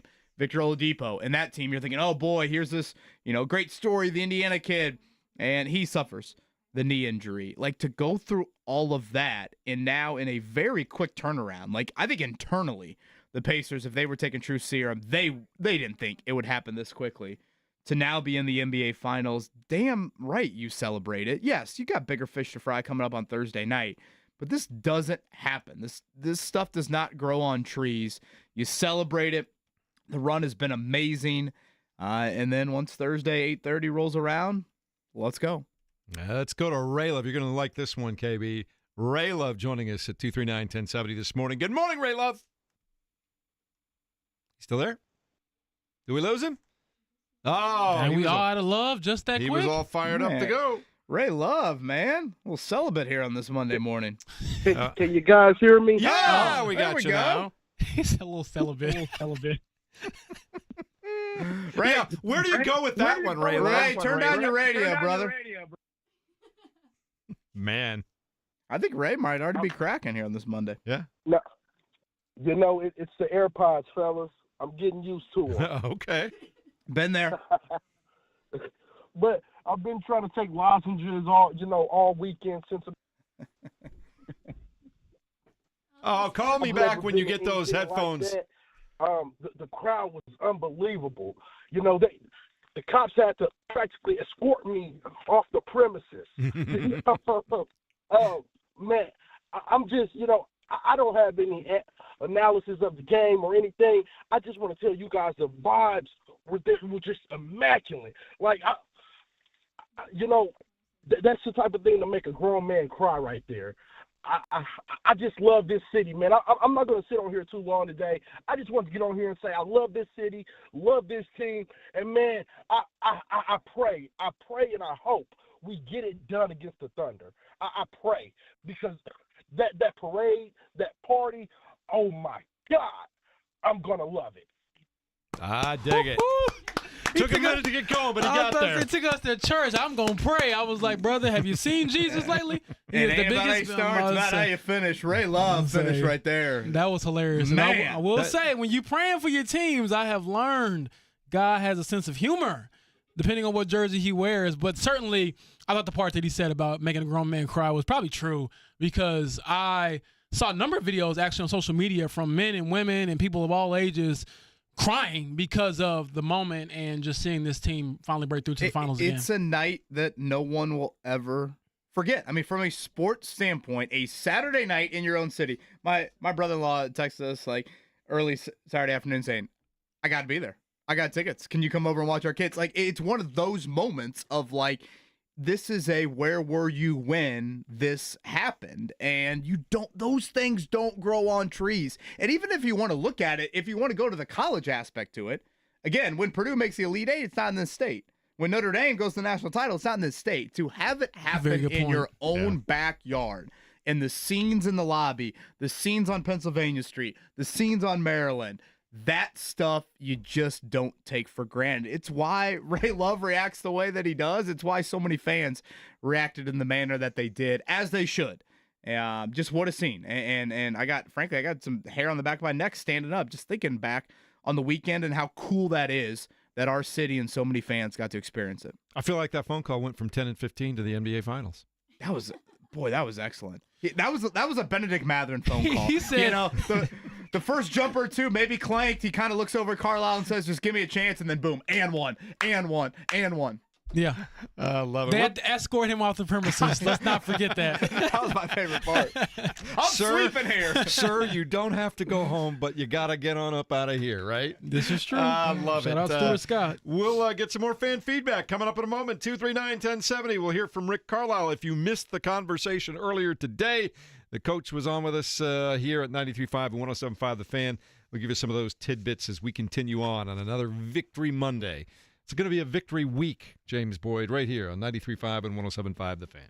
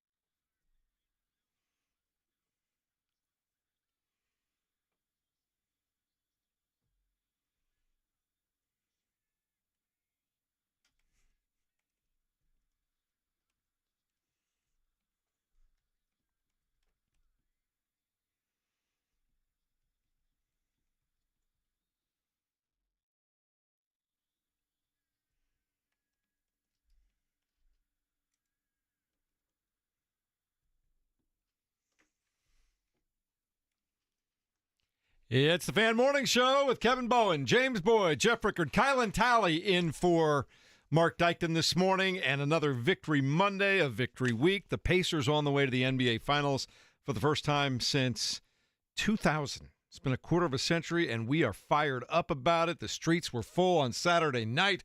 People wanting to hang around the field house for as long as they could. I get it. I was part of it. We were there. It was fun. And you heard Rick Carlisle on the floor there talking about his two superstars and everybody else that contributed when it was all said and done. We'll hear a little bit about what Rick Carlisle thought about this team getting to the NBA Finals for the first time in 25 years in a few moments. But I want to hear from some more Indiana Pacers fans because it doesn't get any better than what we're doing right now. Jay joins us next at 239-1070 as we get ready to roll through another week. Jay, how are you feeling this morning? Jay, did he drop? Is he gone? Did he not make it through the break? We're leaving people. Man, hey, don't drop me. Okay. Hey, man, the mute was on, dude. I got. I'm sorry, okay. I forgot. All right. I said I was better than I deserve, and I'm very grateful. I'm glad to be here in Indianapolis, baby. Circle City, my man. Yes, sir. Right, man. I don't want to take the thunder from my love dude, the other dude, but that was before the commercial. I said, hey, man, Indiana should do it. I said, Indiana's got as good a chance as anybody else in the league of taking it home. And I guess the year that Denver won it, I have a adopted son, sort of. He had a copy of the trophy, and I could send you a picture, but I'm not. But anyway, man, it'll be so nice, man, to just go down and take a picture, ching ching, of the real deal, man. That would be so amazing. Where were you and what were you doing when they clinched on Saturday Jay, night? what about me in a Speedo? Wouldn't you like to see that running around the circle goodness. Hey, instead? man, you better no, Doc. You better don't do no speed. Don't do no speedos either. Been there, done that. I'm on my way to VA now. All right, buddy. Thank you so much for checking in. We appreciate you. Thanks for hanging in there.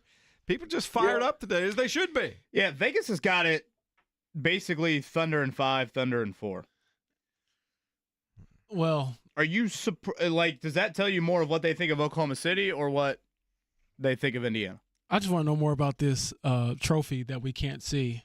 That he said, what the picture looks like? Yeah, I don't understand where that was going, but very curious now. As far as the series goes, Kevin, I mean, I understand why OKC is the heavy favorite because they've been the best team in basketball all year, but I do wonder, like, man, it's not like the Pacers have kind of lucked their way into this. Not that you can luck your way into the finals, but they haven't gone 7 games with anybody. They obviously only won 6 with this past series, and they've only won 5 the series before that. So I just don't understand this notion that, like, they're so heavily, underdogs in this series. I believe the Pacers were plus 570 this morning when I looked. 10 to win $57. Yeah, like, I don't know if it should be that high. Yeah. Like, basically, 85% chance the Thunder win the series is how I would the not put it odds that high. No, kind not of that break high. down. I would say one thing, too, as we start to get into the series, and again, I think today's focus should be on celebrating Saturday night, but we just went through a series where I think you saw Halliburton and Siakam pretty much pass the torch like every other game. No. You be the lead guy. No, you be the lead guy. And obviously, they aren't trying to do that, but you know what I'm getting at here. What if one of them just plays like an all-NBA talent for 2 weeks? I mean, how many times this season did you see Halliburton do that? Definitely. I mean, 3, 4, 5 different times. Siakam has had 2-week stretches where you play like that. If one of your stars gets to the grandest stage, and instead of doing it every other night, they string it together, because not to get all superstar-y on us, but that's what defines superstars. That's what defines the real Mount Rushmore-y, those types of players. And the same burden is on Shea as he goes to finals as the MVP. And what? I think he'll be the first MVP to win a title since like 2013. I mean, the MVP hasn't won the title. Yeah, here's another one that was crazy where it's like if he were to win the NBA championship, he'd be the first player since Michael Jordan to win scoring championship, MVP, and a championship in the same season. So obviously that's some crazy, so, era to be in. I guess that's what I would ask for from a Pacers standpoint. Could Halliburton and or Siakam deliver for you night in, night out? It's a big ask, but to win it all, sometimes that's what you need. Let's go back to the phone lines, 239-1070. Tony up next on the Fan Morning Show. Tony, where were you, what were you doing, and what were you thinking Saturday night? Well, I was at home. I was ecstatic. And to be honest with you, I was thinking about 30 years ago. I'm kind of an old head. And in 94, after we beat Orlando in the opening series, I was at Game 3. It was 3 out of 5. And the tradition you guys saw Saturday night started then. That was the very first home game, that playoff series, and the Pacers closed out the Magic in 3, and the town just erupted. And the horns were blowing, and the people leaving Market Square Arena at that time were doing the same things that you saw Saturday night in Indy. And after the game, I was at the old TGI Fridays on Washington Street across from the Idle George. Almost the entire team was there. And also Shaq and Penny were there.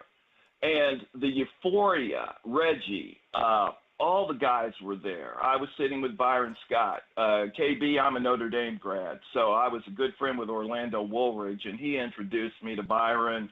Don Mikowski, I'm going to take you back a little bit. He was the Colts quarterback. He was at the table. It was just an incredible time, and that was the beginning of what we're seeing now. And I just want to say one more analog, KB. The Cincinnati Reds 1990, when they went to the World Series against the Oakland A's had the best record in baseball that year. They had the best pitching. They had the Bash brothers. They had it all. Nobody gave the Reds a chance. Reds swept them in 4 games. So I just want to throw that out there. I just have a feeling, and just like that feeling in 1990 with the Reds, this is something special, and I think the Pacers are going to shock the world. So I just wanted to share that with you guys, and of course, go Pacers. Love you forever. Tony, thank you so much. Go Irish. I thought that was tremendous right there and reminiscing, and boy, there's so many ways I could kind of go off of that. I guess he paints the picture of 94. I think so many will paint the picture of Saturday night for years to come. That's how I would probably kind of look at those two things of, again, where were you when? This is where I was. And it could be just on your couch and who you called and who I FaceTimed this person and I woke up the neighbors and I'm on the front lawn, yelling across the street, et cetera. It's not like you just had to be in the building or just had to be downtown. And then to his last point, again, I really want to try and make today's show about Saturday, but so much of I get that people want to start to look ahead.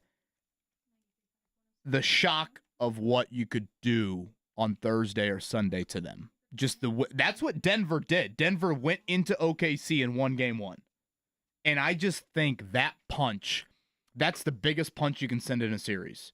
When you are the heavy underdog and you can walk into an opposing arena, particularly a team that has 5 starters, 26 years and younger, they've never been on this stage. If you can all of a sudden hit them square in the face and go up 1-0, that's bleep. That means more than just one game. And I'm not it doesn't have to be like the Knicks game 1 was. The Knicks game 1 was soul crushing because literally they blew an 8-point lead. I mean, Rick Carlisle called it fluky the other night. I mean, that's a great way to put it. But if you can just go there, and yes, it's a tall order, but if you win game 1, gloves are off at that point there. I just think Thursday night is just going to be monumental to sending a message of, no, we're no Washington Generals here playing against the Globetrotters in the finals. We're here to play. Yeah, I just think that you want to leave OKC without being down in the series.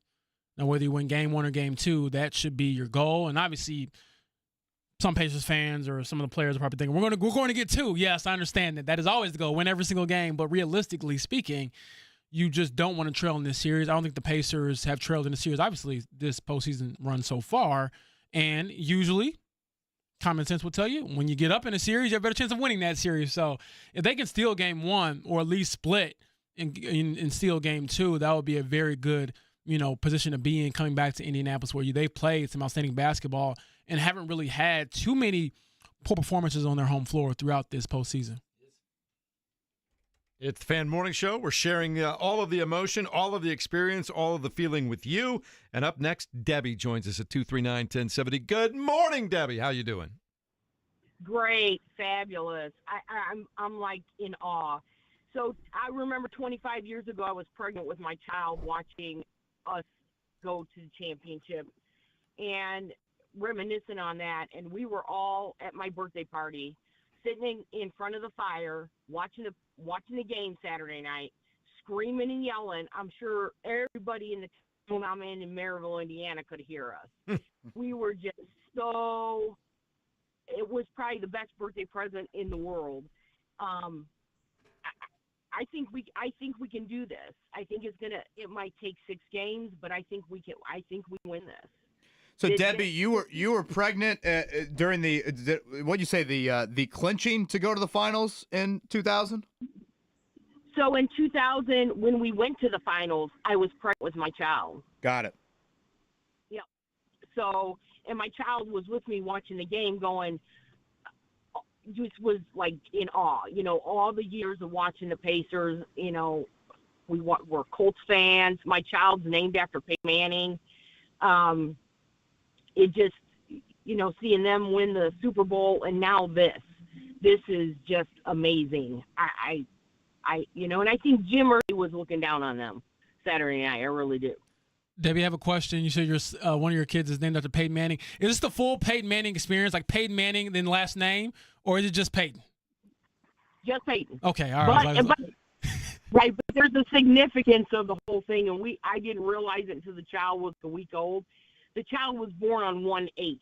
No, well, there you go. I'm about to say, this is like the best Disney movie ever. This is awesome stuff. Hearing Debbie's passion, I'm thinking the child might have been delivered at some random week, and it's just like, nope, the date is 1/8. Debbie, thank you for the call. That is excellent. That. Yeah. Excellent. I love it. We're going to move on. Tyler joins us next year, 239-1070 this morning. Tyler, your turn to wave the flag. Yeah. How's it going, man? It's going. Tell me.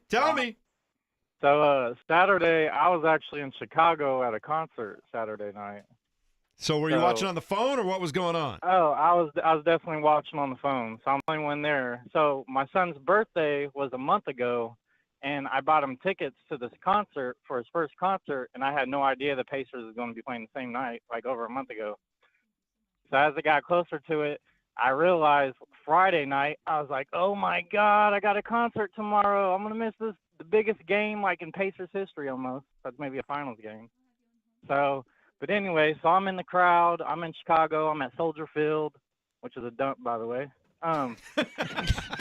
Where's Mark Dykens? That was my first time there. And oh my God, that place is horrible. The Chicago in me wants to be offended, but I almost want to agree. It is not the best stadium. Which are trying to build a new one. Spaceship on that old stadium. They're trying to build a new one for good reason, but that's hilarious. Oh, that's outstanding stuff.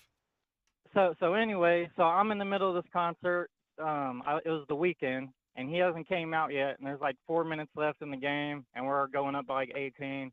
And I'm just yelling, and everybody in the crowd is just kind of like, is somebody coming out? Like, why is this guy yelling? And I'm just like the only one in this whole crowd, hundreds of people, just screaming at the top of my lungs and going wild. I had my Halliburton jersey on.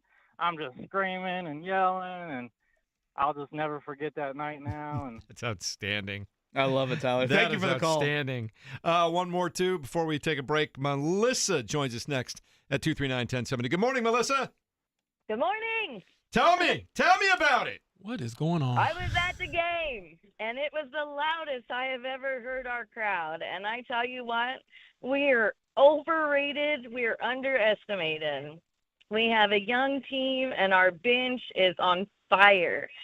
So, they say that OKC is going to sweep us. Well, that's not going to happen because the Pacers are going to come through like they have every time that somebody has said that we're not going to win, and we're going to do it. I'm going to lose my voice again. Melissa, your favorite scene post-game? I assume you stayed for the trophy presentation. Did you have a favorite moment there post game?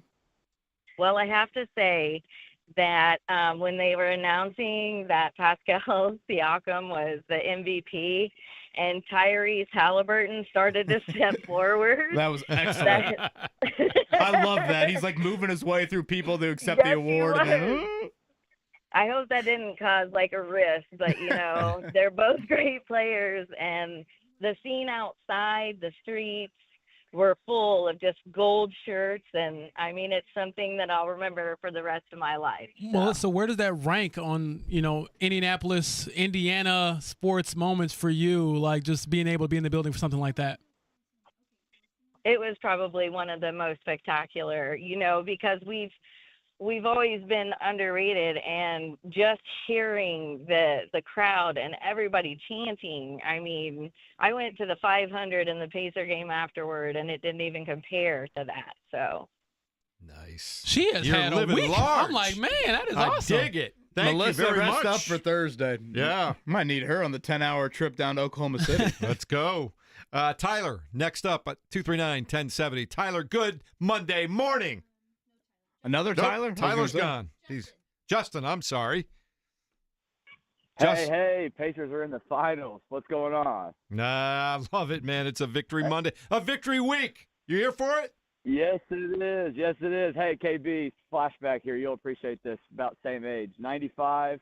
I was almost 7 years old. My dad scalped a couple of XX tickets, row XX tickets to the Pacers Magic Game 5. And we were there when Rick Smith hit the hook shot, and that's probably like that's absolutely my first like sports fandom memory ever. Probably, honestly, if I'm looking back on it, lifetime memory ever. 6 years old, but I know he's retold the story a million times, and they were $10. Now that would have cost like $250 to get in, I think. But now Saturday night, watching this run with this Pacers team with my 9-year-old son out back with all neighborhood friends. We had our circle set up with the TV. They started out well, so nobody can move the whole game, right? You got to stay right in your spot. Superstition. Kids, shooting hoops out back. Just a really, really awesome time to be in this city. Indianapolis is so much better when the Pacers are good, and the Colts for that matter. But you go out wearing Pacers gear at the golf course, at the grocery store, wherever you might be, people are talking about the Pacers. It just brings people together. And this city, this town, these suburbs, it just is a better place to be when the Pacers are good, and it's such an awesome feeling being around here right now. Tyler, that is absolutely awesome. I love all of that. Gosh, I mean, I feel like Tyler and Melissa back-to-back there. Thank you. I know we're up against it a little bit there. So, Tyler, thank you for the call. No, we're not this morning. Or Justin, sorry. Thank you for the call. I keep on saying Justin, Tyler. okay, because I'm like, what is going on? Right. Justin, thank you for the call there. That just kind of, I don't know. I feel like that call right there and Melissa before that, two different stories. One person in the arena, one person not in the arena. That sums up exactly what Saturday was. And I said to you guys for 3 hours on Friday, I go, this is the biggest sporting event our city has had in 2 decades. And you hear these stories. I mean, we take callers, a good amount on Mondays after sporting events. You don't hear these stories. You don't hear the vivid imagery. You don't hear the, Justin's drawing back to, hey, 95, and I'm in a row XX, and, here it is. And, Smith hits a hook shot, and boy, I can still remember the Magic jerseys so vividly as he brings that up. Or, 95, Aaron Bailey and the AFC title game. I mean, just like all of that is why we love sports so much. And those memories, you just can't script it. And boy, I don't know. I got chills listening to a lot of those people. Yeah. And I think a lot of people probably share in those different sorts of memories that now they will have ingrained in them the rest of their lives. It's generational. It brings cities and communities together. That's what was so much fun about.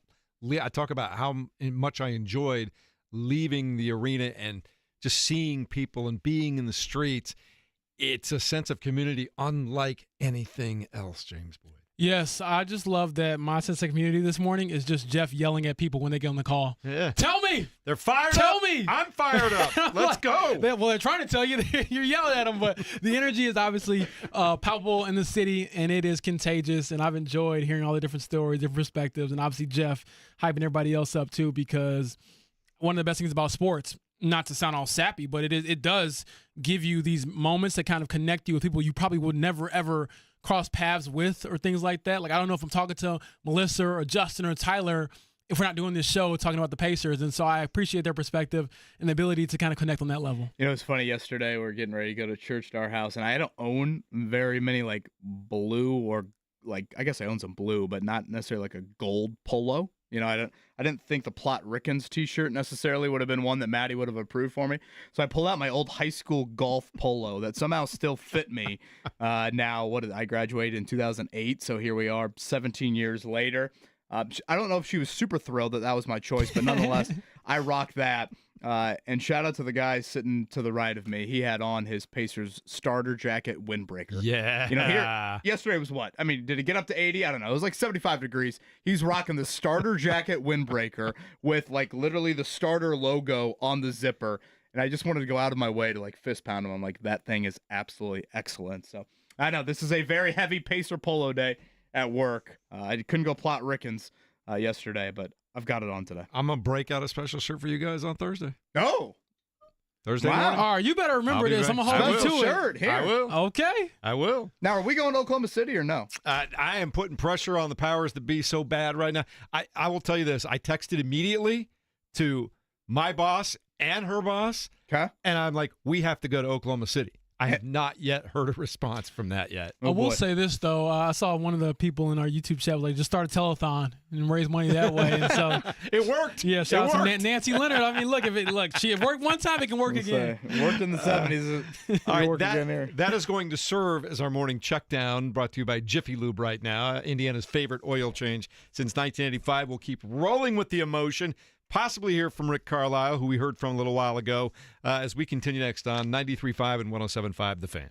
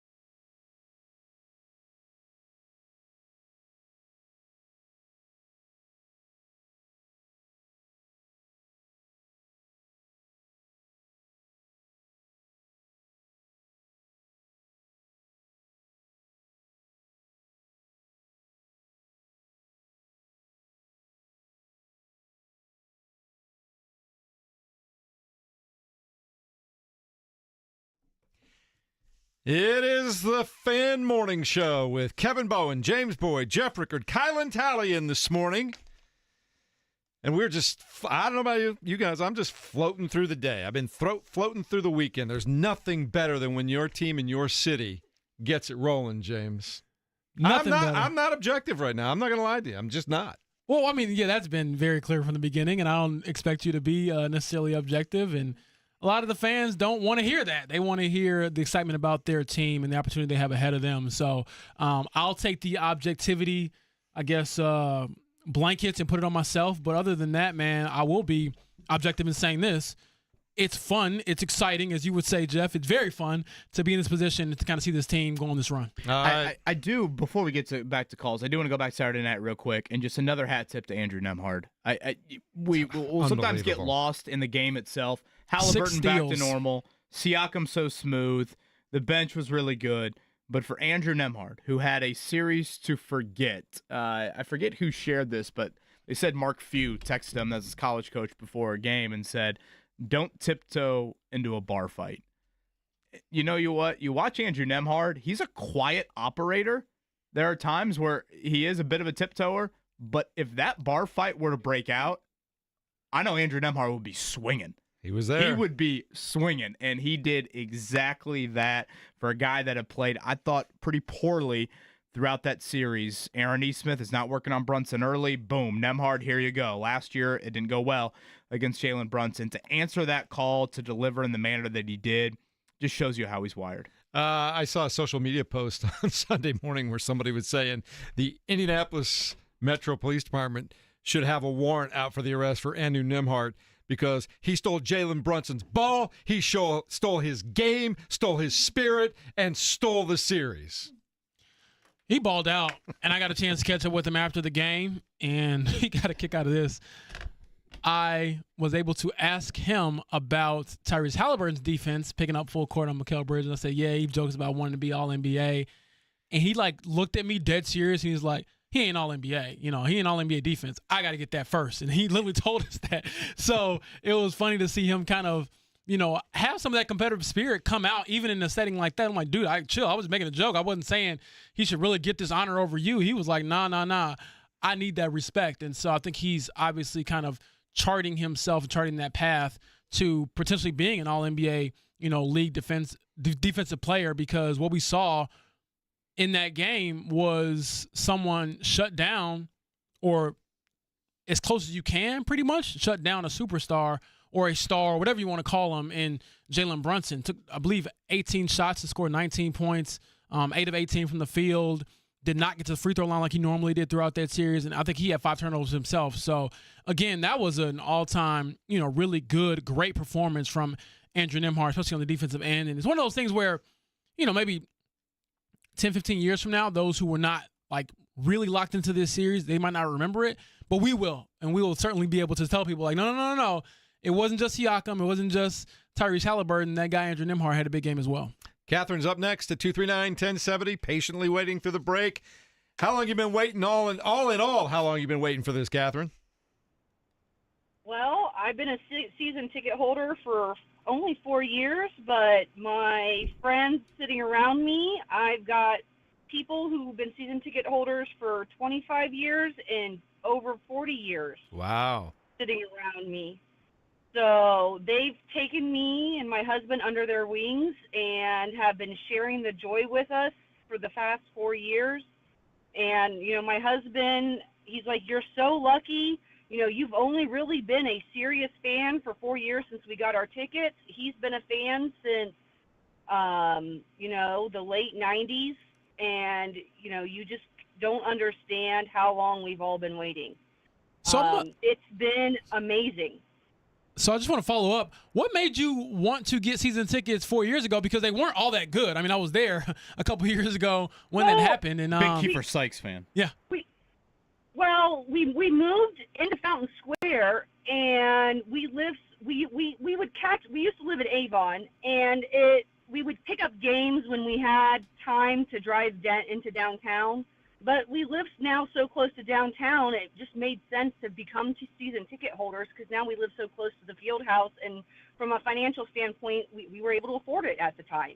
And so we became season ticket holders. We bought a 10-pack and then walked into the pick your seats, and we're able to, there were seats, we're in section 11 by the visitors tunnel, and then we walked in with a 10-pack.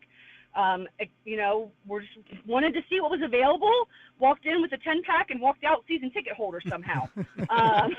Walk in with 10, walk out with 41. Yeah.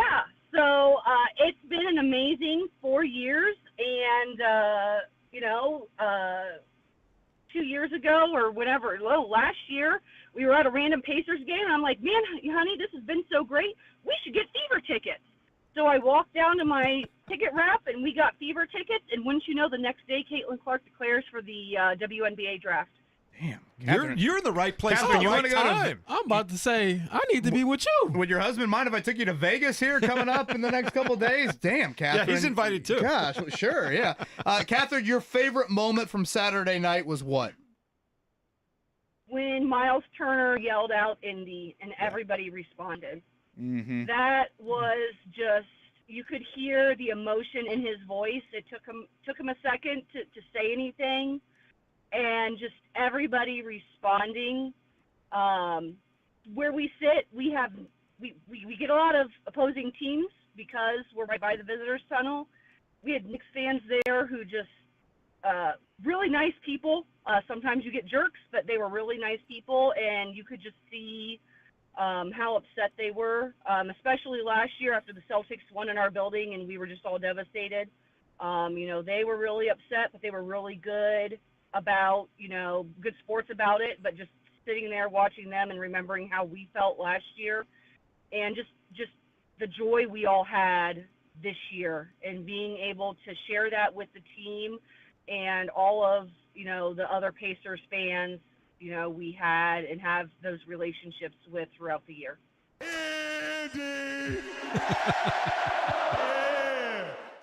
I'm with you. I thought that was an awesome, awesome moment. Catherine, thank you so much for the call. All right, we'll take one more for a break. Fred, you're next up at 93.5, 107.5 The Fan. Good Monday morning, my man. Good morning, guys. How we doing on this victory week? I'm floating. We're good, Fred. Appreciate the call.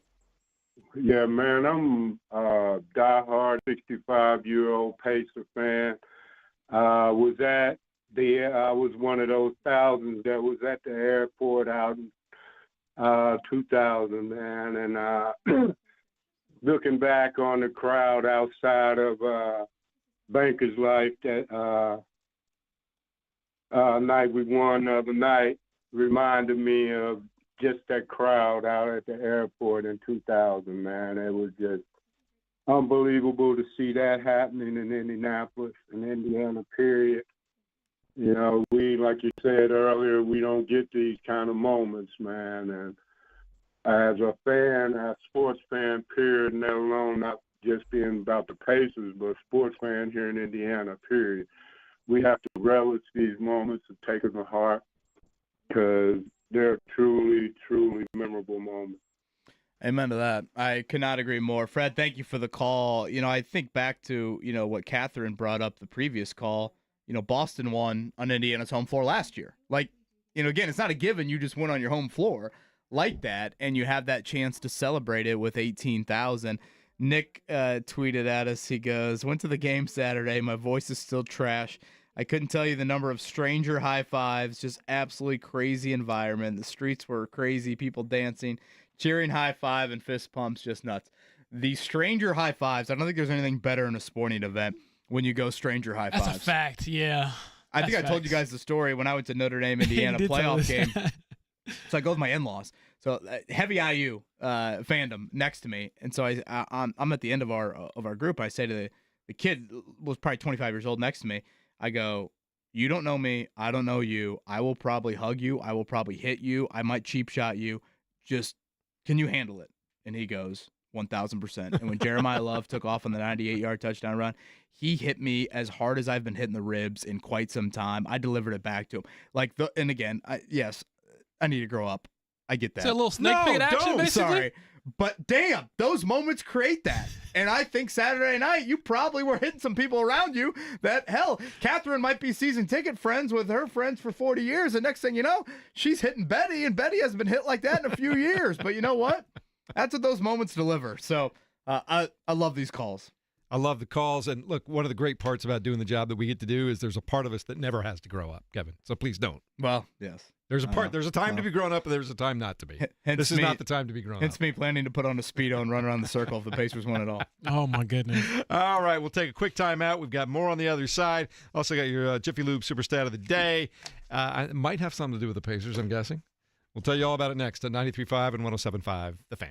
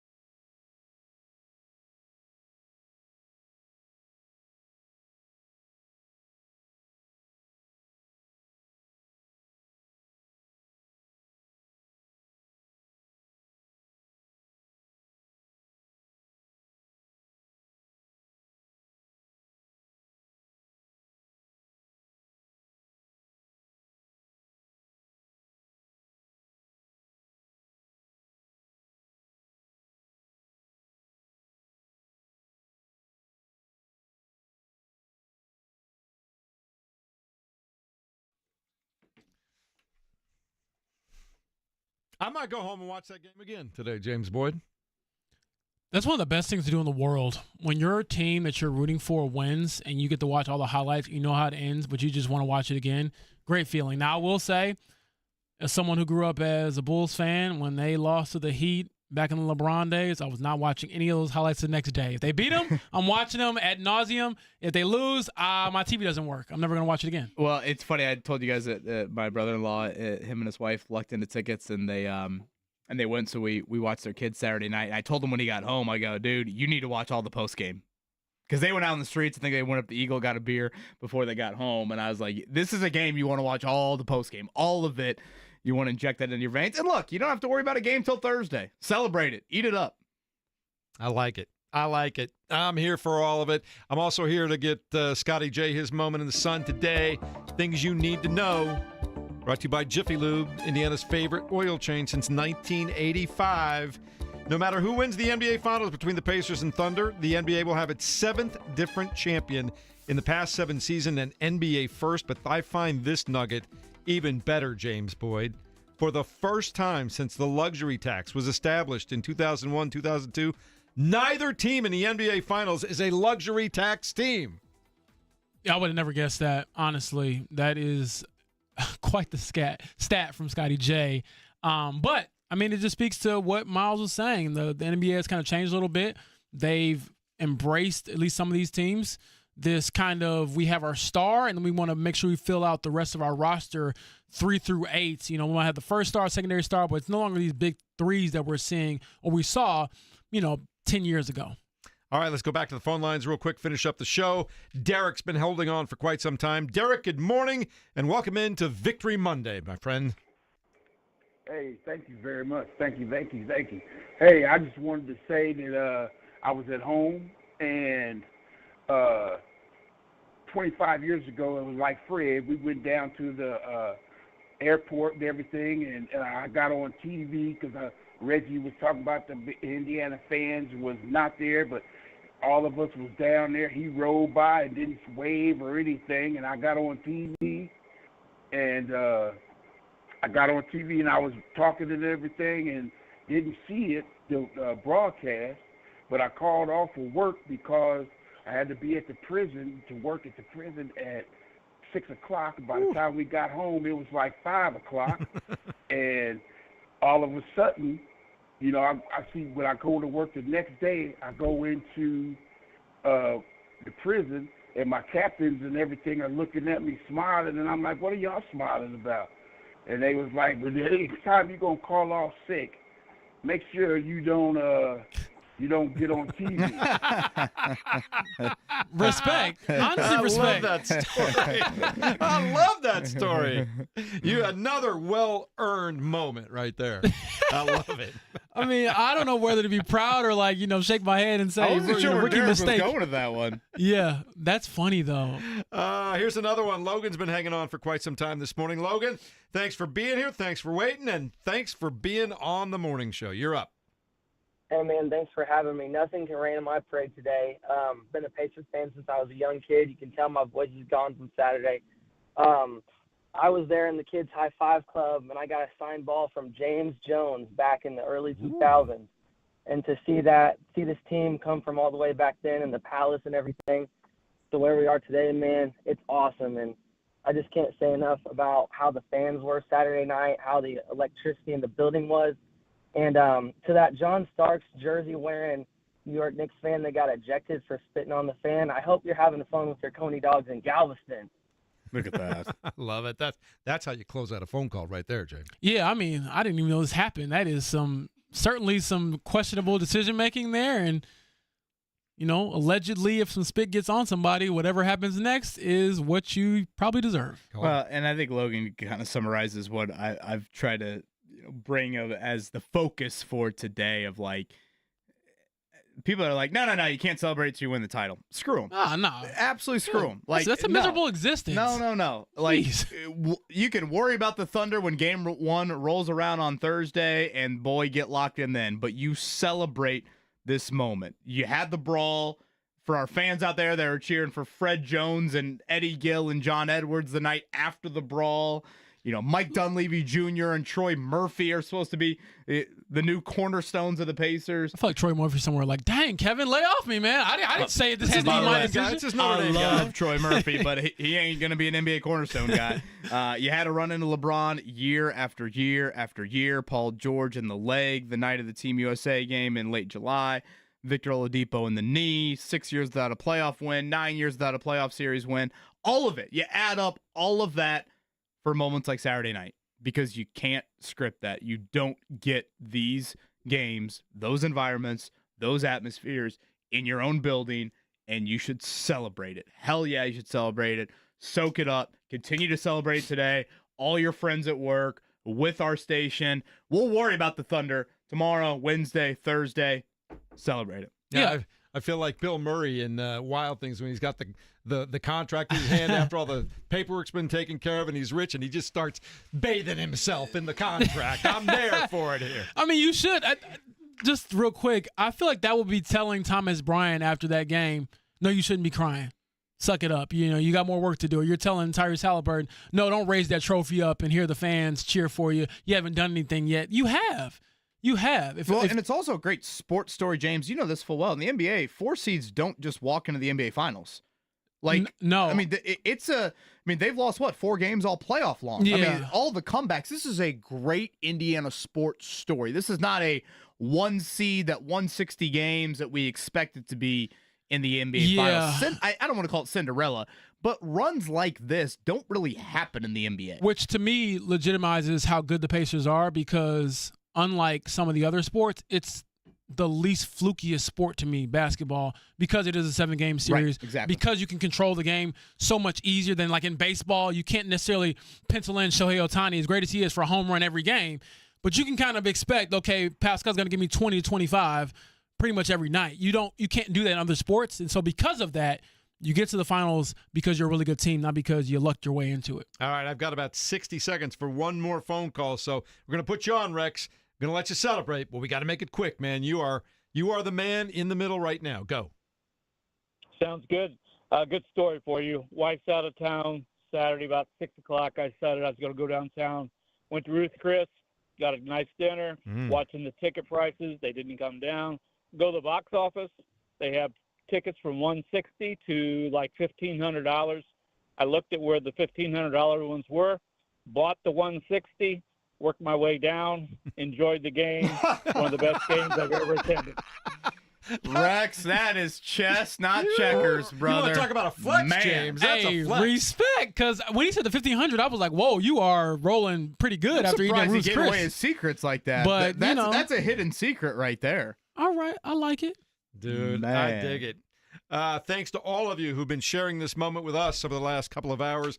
Really enjoying that. We are going to continue to enjoy that and get you ready to go for the NBA Finals in due time. But for now, the Pacers are the Eastern Conference champions, and they're headed to the NBA Finals. Thanks for listening.